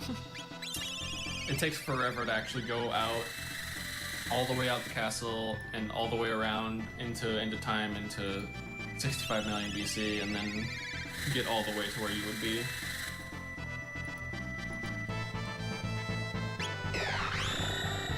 Very nice thing about this is that I actually have 3 of the 4 elements that that he can be vulnerable to. In other categories, you would normally have maybe 2 that you would be able to deal. You just did lightning, right? Yep. So it's very useful that I have 3 of them. I don't have Dark Bomb yet on Magus, though, to do the Shadow. Yeah, the vanilla way to do Shadow is if you combine 2 magic attacks in this game to a dual attack, they are Shadow. That attack is Shadow Elemental. So in a normal playthrough, you could do. I guess you could only have Delta Storm, right? And Laser Spin. That's it. And Antipode.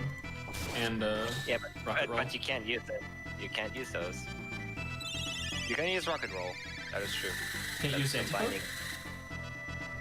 Yeah, not with Rocket in the party. Huh. Oh, yeah, you're right. There's normally, I mean, I know you are playing this differently, but normally, you can't just, like, you know, summon characters and all that stuff, you know? It's not possible. Oh. Fight's over. This fight can be much faster if I were to summon Frog into the first party slot for this final fight. It could be very fast. I could actually 3-shot Magus. It can do over 2,000 damage and kill him before he even does his dropping his barrier or whatever it's called. Risks casting a spell, I think.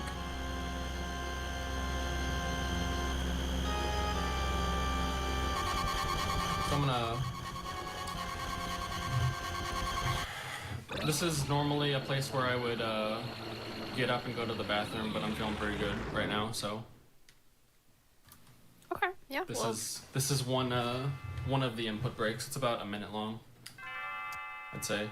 I don't know how long it is exactly, but it gives enough time to go to the bathroom if you need to.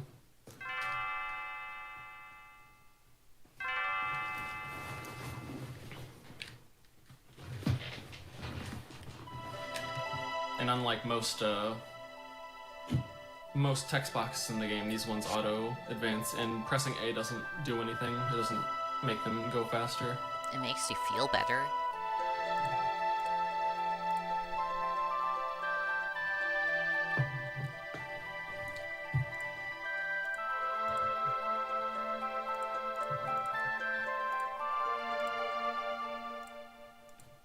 I can't wait until we can get to a Black Omen, and I can have people count how many fights I skip. The question will be, will it be over 10? I'm not gonna spoil that. Okay.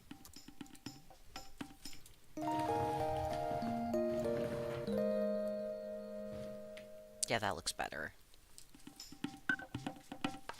If you hold down and mash A there, you can actually trigger you can sometimes trigger the bed again and sleep again. Doesn't do anything, but you can have the little jingle happen again. That's what some people thought Chrono was doing at the beginning of the run, just sleeping. Just like oversleeping for the run. It's kind of interesting that Ayla is in my party in the second slot, but she's also not, because she's all the way up there at the cutscene. So it doesn't actually do anything because I'm able to fade out this cutscene, and that's what we would normally do anyway, to trigger it and then leave. If I were to trigger it and not leave, then it would soft lock, but I don't need to do that. And now there's 2 fights in here that I need to run away from, and I don't need to do any fancy menu tricks for these ones. They just run away before, I just run away before they actually do any attacks. I don't think I mentioned before though, if you're in I don't know if anyone in my the chat attack is a menu, big Chrono Trigger fan. when you are running away from an enemy, it still raises an invisible bar to completion that says that you're able to run away. So when you get out of that menu, when you cancel out of it, it automatically runs away. And it kind of, with the weight battle type, it lets you be unaffected by any enemies. They don't attack, they don't have any chances to attack. And you can just run away. And I've been using that a couple times, but I haven't been into that many fights. Wow. I just got both of those really fast. Those weird lineups that I just did a couple times were actually pixel perfect skips that I was doing to go past enemy triggers. And there are a couple little things that you do to make that work. I almost triggered that while having Ayla in the party, which would have soft locked. Oh my goodness.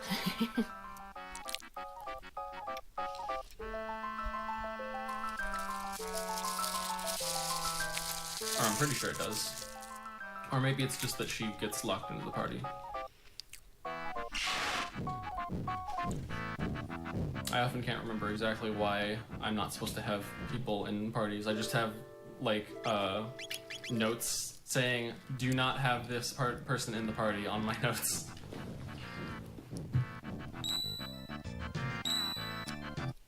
You just leave Magus behind, but now he's up here too. Oh, he does have a little sprite. Now we're That's going to cute. the Serrano Castle, which has a couple more skips, interesting ones. They're relatively minor though,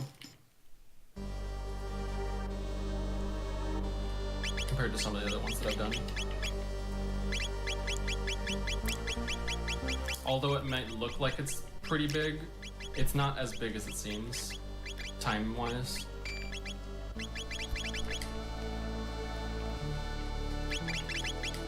This one Just skips a having to little go bit of down hair to, left, and then the I can side start to get doing Kino body details and giving them outfits. and let Kino open the door. So we just skip past the skull instead.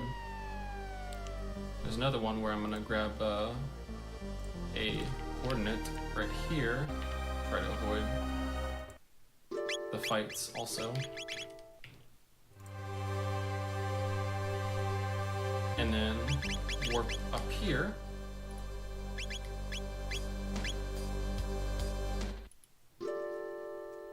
Then what am I gonna do? Ayla, so I'm going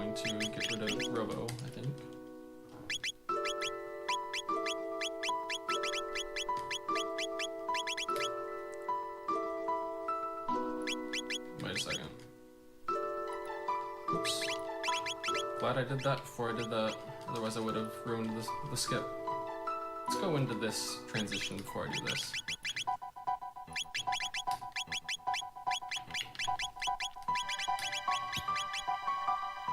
It's very useful that drawer transitions reset all the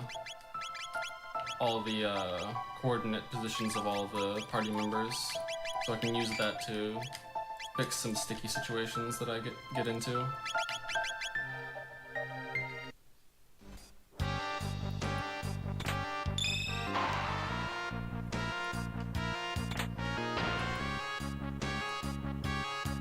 It's also kind of interesting that sometimes the musical gets stuck on the end of time music when I'm in that when I'm doing all my party transitions and stuff like that.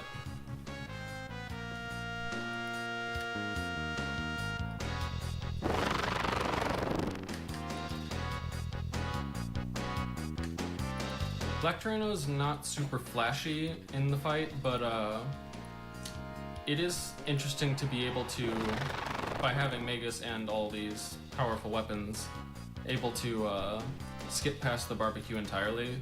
The little countdown into AoE fire attack thing that we call barbecue.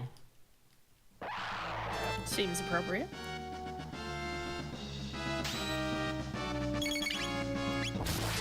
In all the other categories, you have to go through at least one, even on the glitch categories, because Black Tyranno just has so much HP.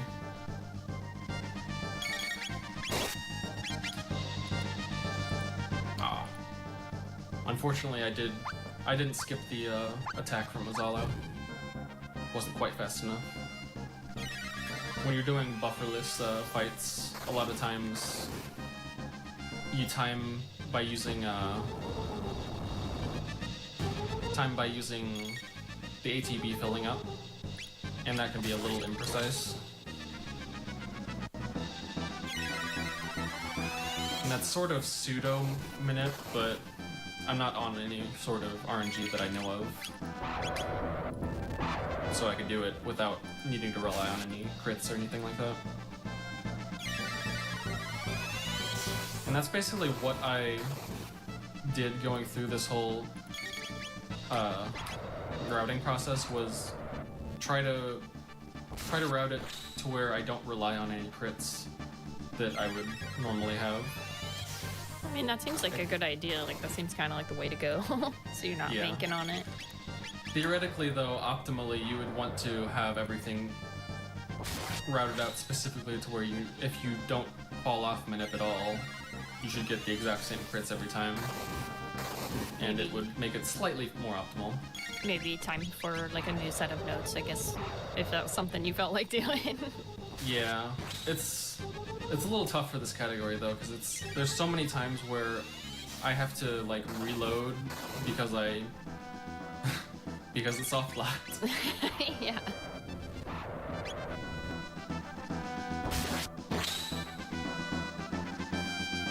It is quite nice that Chrono has a much higher crit rate because of the rainbow equipped. Now I'll just hold X for the end. Should be about dead. Yeah, there he is.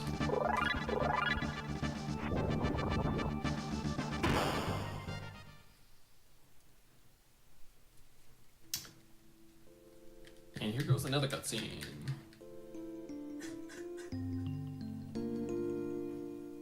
I was gonna say something, but I kind of forgot. What kind of bunker did you get? I was kind of thinking like this little guy looked like Yoda, but maybe that's is that just me? You'll probably need to tell me. I can't figure out what I'm looking at. My eyes are burned from looking at bright white for a while. I would love to have Fire Alpaca Dark Mode, but I can't afford Fire Alpaca Dark Mode. But I can kind of see it. I think like the sprite was like tripping me out because like it looked like ears, but maybe that was just like hands or something. I think you might be thinking of the shoulder pad things. Oh yeah, okay, then that must be it. Yeah, they're like kind of flare out.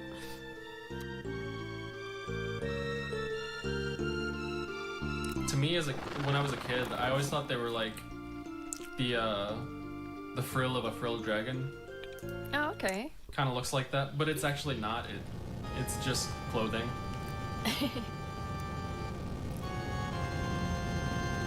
Oh, is he like kind of hunched over? Laying on the ground. Like Laying on the really ground. fast. Okay, okay. I can Right see now. it now.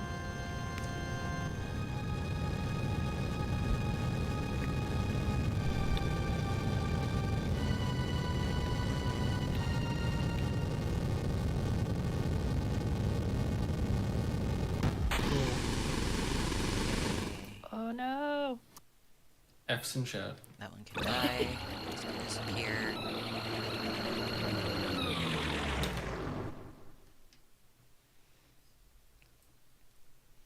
Alright. We're gonna be doing a very, very big skip coming up in 12,000 BC. Basically, what the game wants you to do is, once you enter, go up to the floating island of Zeal, 1, 2, take 3, care of a couple 4. things there, charge your pendant, Okay. and talk to Shala, and go fight or fail at the golem, and then eventually make your way afterwards over and around to 2300 AD again, to the future, and get the Epoch.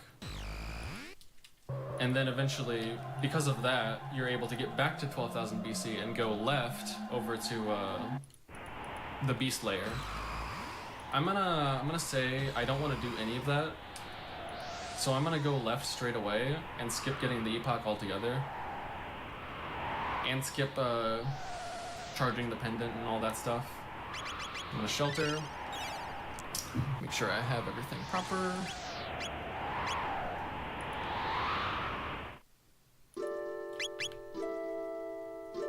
Which one of these is the right one? I think it's this one.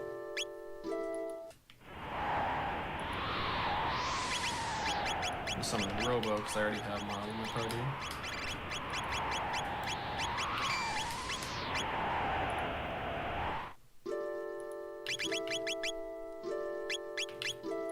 Alright. Safe to save. And normally you're not able to go up here because it's blocked by these stairs being down, but I can just kind of slide past them. And now I'm in. That skipped the entirety of that sequence that I just described. And now I'm gonna do a couple more skips, even just through here, just as optimizations. Skip past 3 enemies, including 1 boss, right here.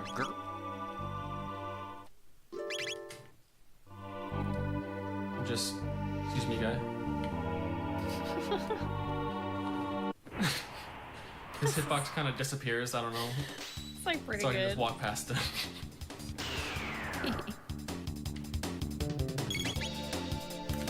And I'm gonna be fighting 2 of these rebels in order to get the proper tech points, in order to get Rock Throw? Yeah, Rock Throw for the dual tech Falcon Hit, which is used in, I think, literally every category because it's extremely overpowered and probably the most overpowered early tech that you can get in the game. Very, very useful. And I'm gonna grab that coordinate right there to do another warp. And I gotta make sure not to run into any of these fights. Otherwise, soft lock. Warp there. Put Robo back in the party. And then... hopefully that's far enough over. This one's kind of scary. I'm gonna do this just to make her go further. Let's get past that little plant fight, which I could run away from, but it's slower.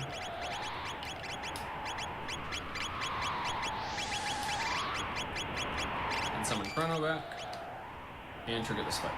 And it's very important for, not for this fight, but for Gigagaia to have, if I have Magus in my party, he needs to be in the second slot, or else the fight won't trigger, and it'll just sit there. Again, another soft lock. If you haven't really been paying attention, there's a lot of soft lock potential in this category. That would be an interesting number to guess, like how many potential soft locks are in this run. I have no idea. There's so many. It's like too many to count. Yeah. Although Magus does do something pretty interesting when the Giga fight happens. Once we actually trigger it, you'll be able to see. Safety save again, just in case.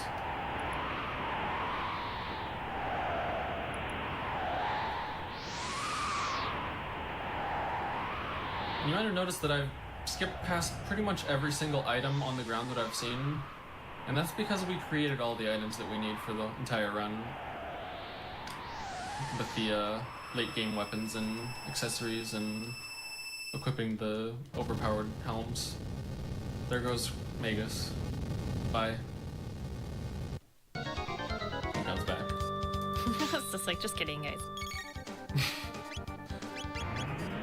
I didn't really say it before because I was too busy explaining stuff, but at Dinodoro for Masamune, at that fight, when I triggered the fight, both Magus and Ayla floated up into the sky because the game expects, if they're there, that the boss is already dead, and you're able to just float out of the mountain the same way that you do at the end of the fight. But then they kind of just appear where they're supposed to be once the fight actually triggers. Something here looks wrong. Why are you like For this fight, I only do 2 Ice 2s, because Ice 2 is actually a lot slower than the amount of DPS that Falcon Hit can do. But I just need to do enough damage to the head to where he'll die from enough Falcon Hits before he revives the arms. Which will be this one and then one more. Should be. Oh, well, or just that one. I guess that was more damage than I expected. I wonder if it's just on the threshold of doing one less and I just had good RNG.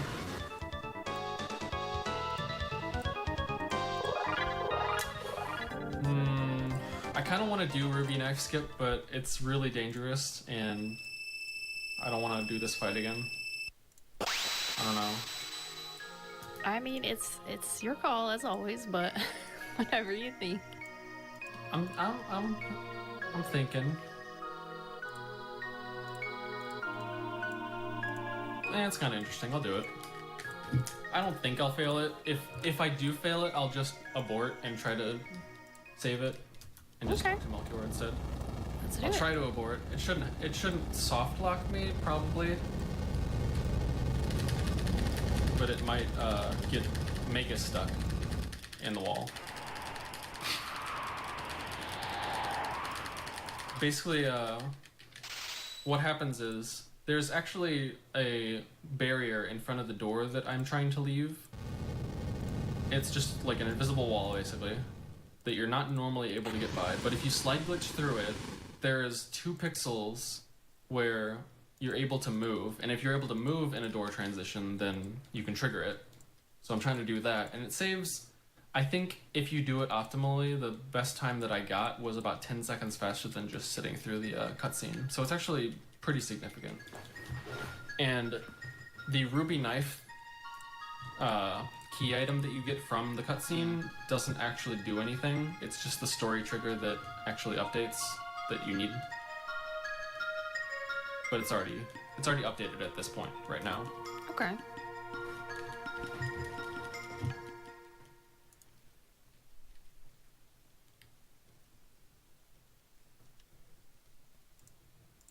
It's the same thing with the gate key, actually. The gate key item, you don't actually need in order to open gates, the time portal things. But it's just the story trigger. In fact, I don't think I have the gate key in my inventory right now. because of the way I skipped 680. Alright. Next up for C.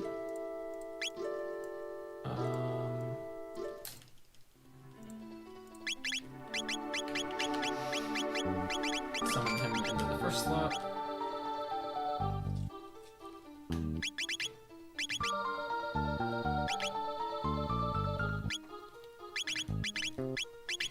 There we go.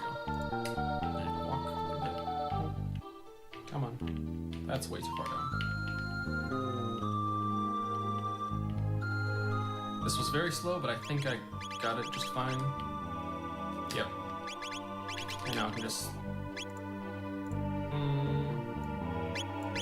I'm going to summon Chrono right here. Back into this slot. And then swap Magus into the second slot. And I did it a little slow, so I probably broke even, but it still skips a lot of dialogue. Well, we got to see the cool little shuffle. Yep. And there's a little pixel pattern on Magus's pants that I use to line it up. Layers work, so I don't use all of my layers. It's actually always funny hearing like what I have 300 visuals layers. your runners use for these things. So thanks for sharing that one. I still need to go in and separate some layers into more layers. God sake. It's actually funny, when I was Why running, do I do this? in RPG Limit Break 2019,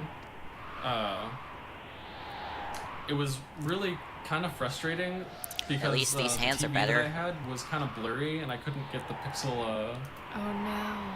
the pixels properly, but I actually, for most of the run, I still got them just fine.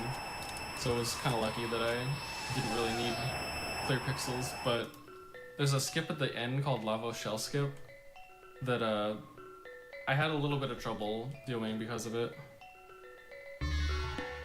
So you run this on a We have very about particular 30 minutes setup at left home, in like the a stream. TV that you can see everything perfectly well. Yeah, I have a RetroTink 2X Okay. upscaler that plugs into component cables that I have on my SNES, and it scales to HDMI, and it has like a second output that I put on my my LCD monitor. So it's not like a CRT or anything, but Okay, it yeah. has very, very clear lines, and it doesn't have any noticeable latency because it's an LED, don't not want to do LCD. shading right Sorry. now. Oh yeah.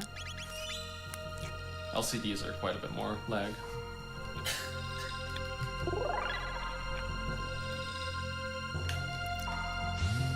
But I also have a really weird setup to where I have an audio splitter on top of that plugs into my computer so that I can hear both like Discord and game sound. And the game sound is like a millisecond behind, so that's a little bit weird when I'm playing, but Aw. it's not too big a deal. I don't really do sound cues in this game too much. It's mostly visuals. Yeah, I was gonna ask if you had to rely on any sound cues, but that's good.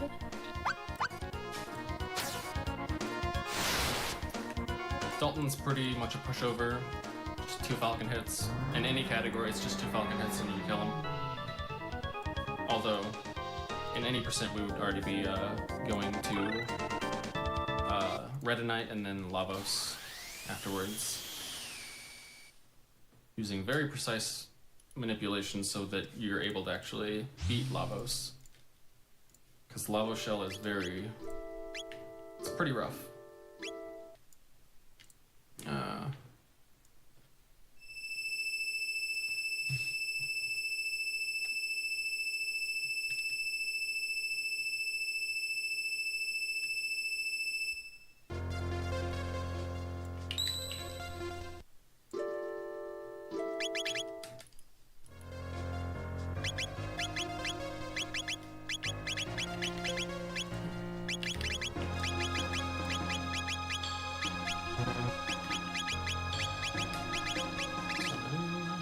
Yeah. Eyebrows in front of hair make more sense for this. Do I have someone for Luca right now? I don't. I'll just Robin, select what do you Luca, think? doesn't matter.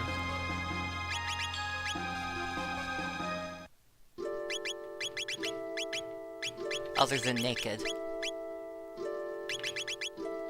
Alright, should be good. And I'm gonna save to make sure everything is lined up properly with all the coordinates, and then I'm going to do a small skip right here, but followed by maybe the biggest skip in the run. Ooh, okay. If you're familiar with this game at all, you'll probably know that the Ocean Palace is a really big dungeon with a lot of different like puzzles and stuff in it. There's a really weird exploit right here where the map is laid out in a way to where the end of the map is right here. On the same map as this door right here. So I'm like basically at the very end of the map already because of that. Alright, let's do. So I just skipped past many minutes of cutscenes and fights and stuff like that, including an elevator with unskippable fights. And we're right at the end, next to the Golem boss. I need to grab. Or Golem twins, I guess. Golem twin boss. Color. Golem boss is another boss. Is Golem boss truly a boss? I mean, it has boss music. Alright. Notice that Magus doesn't actually show up. He's not initialized in the memory in this area, but for some reason in this room specifically, this is the only room in the entire dungeon where Magus is initialized in the memory, so I'm actually able to use him during the fight. It's very lucky, because this would be a very rough fight otherwise. I wonder if that's because he pops in here in an ending, but as the prophet. But Oh, I don't know. yeah, I wonder, yeah, that makes sense. I wonder if it's because of that. It's very useful to have him here because if these bosses just continually they drop that bowling ball on you, and every time they do it, it halves your current HP, and it does a lot more damage than anything else that they can do to me right now because of my extreme resistance to magic. It does single-digit damage with its other attacks. So having an elemental attack mixed into that is very Where does useful. it end? Sec. And I would And actually other use art.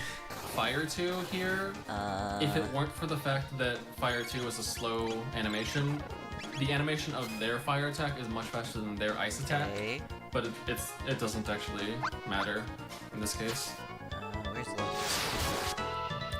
So when is Magus actually supposed to show up in the game? Like, it seems like you've been kind of using him Quite a bit early. later. Okay, yeah. We need to finish this fight, or yeah, basically we finish this fight. There's a big cutscene right after it, and then we do one more dungeon, which is the Blackbird, and then after that is when you get Magus normally. Okay. So we've had him the entire run because of shenanigans. Shenanigans.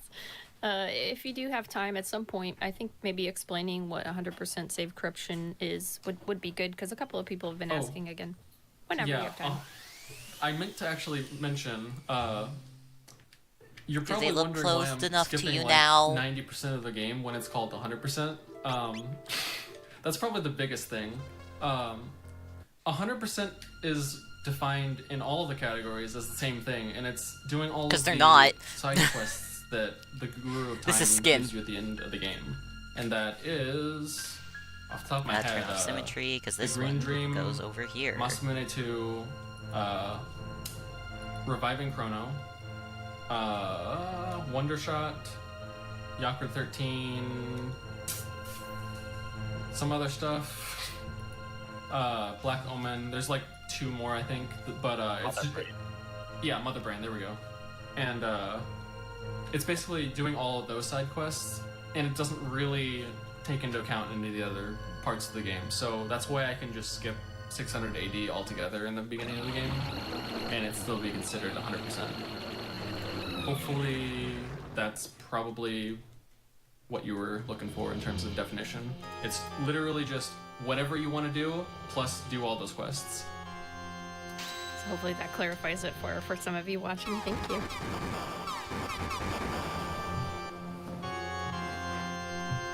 And we will be getting to those quests fairly soon, because after Blackbird is when all those side quests open up for us.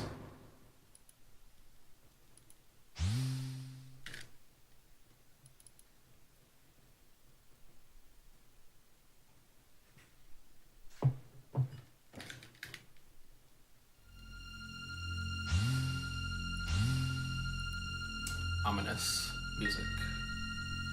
Yeah, it really is. It's like so tense. By the way, if anyone knows where my namesake is from, let me know. I do. Hey, don't tell them.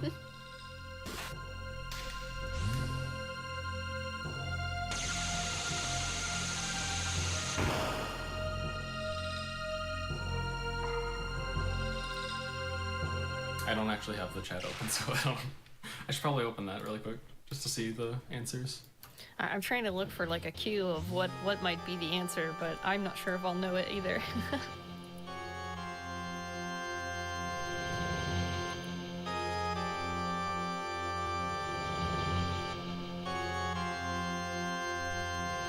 I am now looking at the chat. I have seen the right answer multiple times, yeah. It's from an attack from Queen Zeal.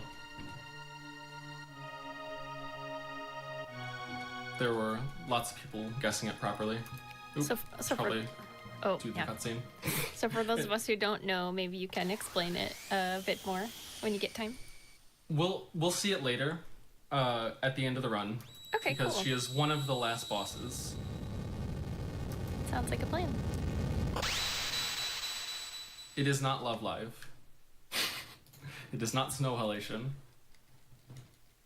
I do know the reference though.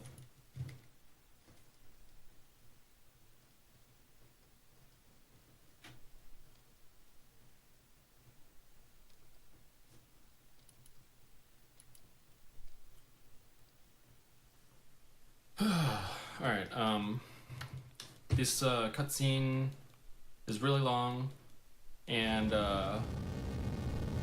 as soon as Sharla stands up and starts talking or whatever, there's a cue for this that will indicate that I'm able to stop inputting stuff, and I'll get up and then you can talk about whatever you want, because there's a pretty long input break here. Okay, yeah. You're gonna take a little break. Yep. Alright, sounds good. And there it is. You're right back. Okay, well, we'll see you shortly. I guess this would be a good time for me to mention to everyone, thank you all so much for being here, and to let you know that your subs, gift subs, Amazon Prime subs, and bits cheered here on the GDQ Twitch channel do help support our weekly Hotfix content, so thank you so much for supporting our live shows. Information on all of our Hotfix shows is available at gamesdonequick.com/hotfix. So from there, you can find out more information about submitting your runs to this show or any of our other weekly shows.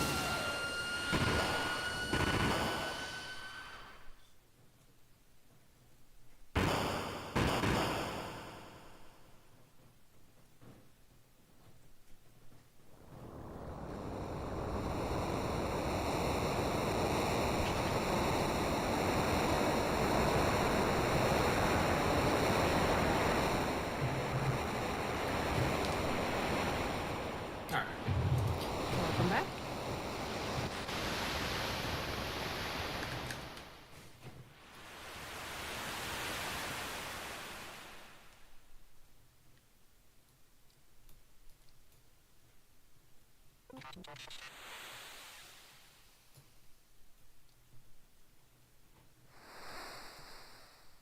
That looks about right. face a bit more of an angle.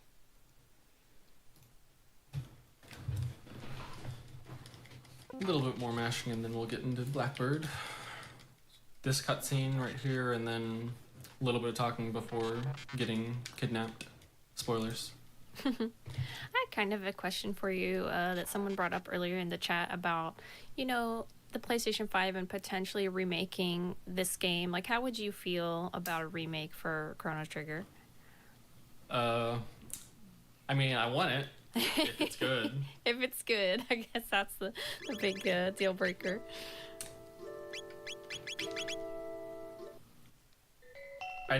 I'd really struggle to think they could really live up to the reputation of this game, but if they do, I'd be very happy. I guess there had been some talk about Square Enix remaking a couple of games, and so this was one that had some speculation, and so I wondered, you know, what you thought about it, and chat, if you have any opinions, feel free to share. I mean, no matter what, I definitely get it, because this is one of my favorite games ever. But yeah. I'd be a little hesitant to see if it was actually good.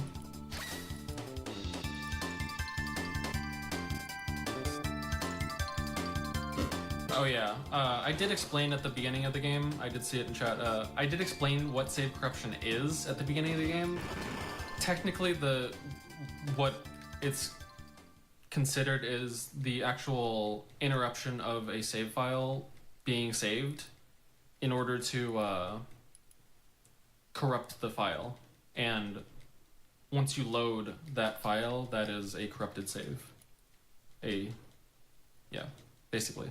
And we use that save corruption to duplicate helms in order to get 98 slots worth of those helms, which then overflows the equip screen so that we can do all these crazy glitches that I've been doing for the run.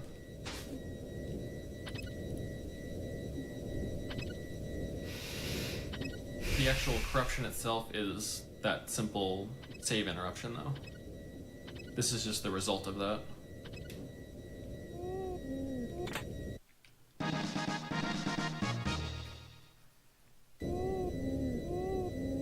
So this Blackbird dungeon isn't really that particularly interesting because it's almost the same as vanilla.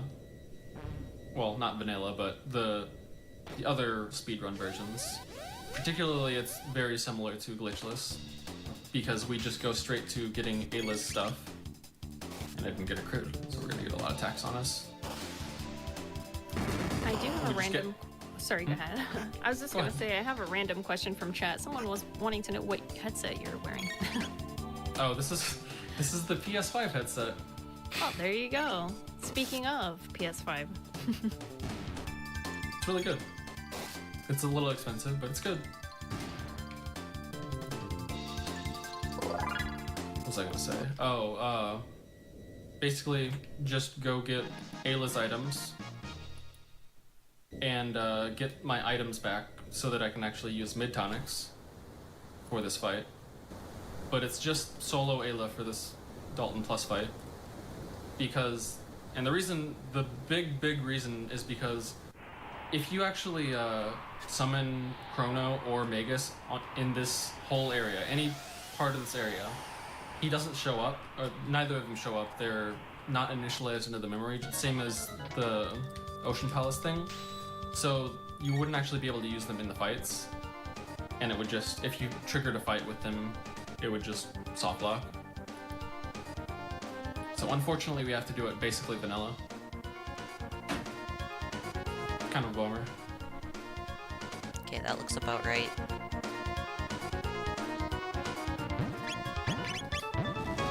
That's the golem boss, by the way.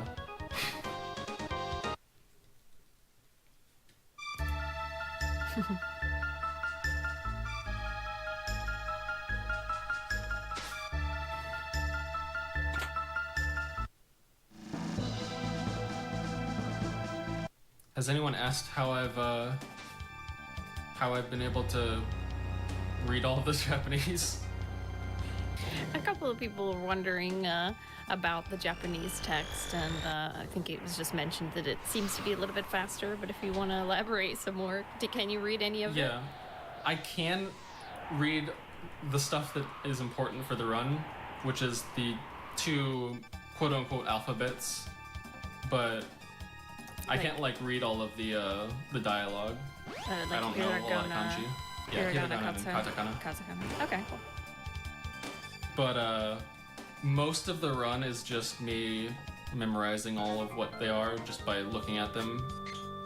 If I mess up somewhere, I do need to like look at them and read them to see what it is, but most of the time it's just memorizing. Is a lot of it anyone could do it if they just memorize all the items and what you need to do. Is a lot of it like confirming at all, like yes or no, or is it pretty much just like items that you need to memorize the names of? It is mostly items. Okay. And I mean, confirming is really easy because I think that's significant it's just progress. Yeah. Yeah, There's just a couple things, and just pressing down or up whenever you need to, stuff like that. I'm gonna actually play the safe because I didn't heal before the fight. I'm gonna play it safe and use an extra mid tonic.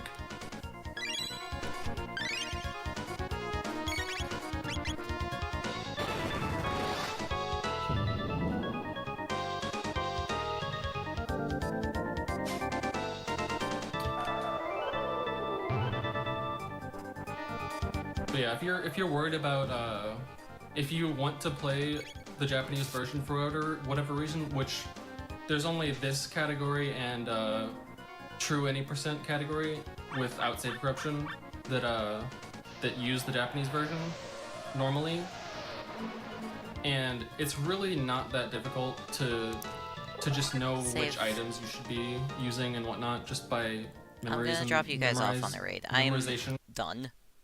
I'm tired.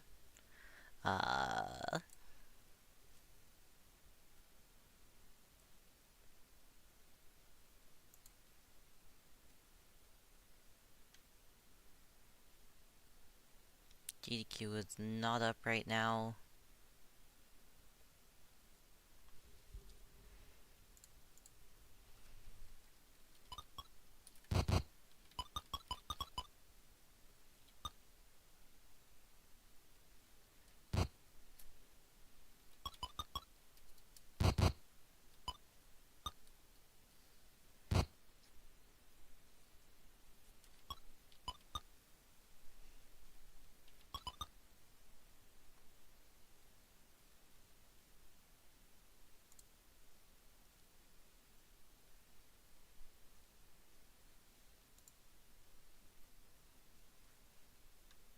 Let me check following.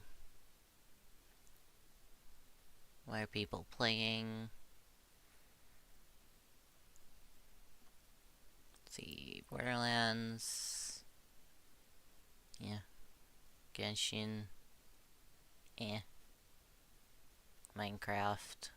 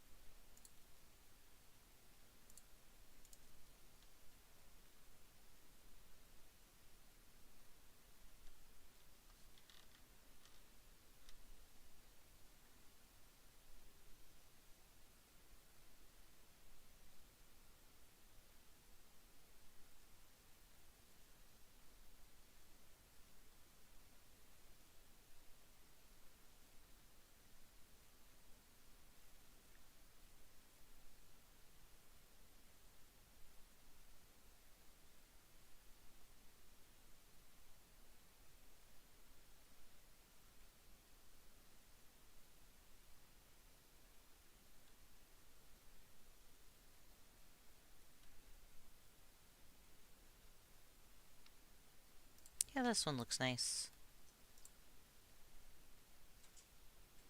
Thank you everyone that hung out. Thank you everyone that stopped by the YouTube. Very chill day. I hope you have a very chill time over on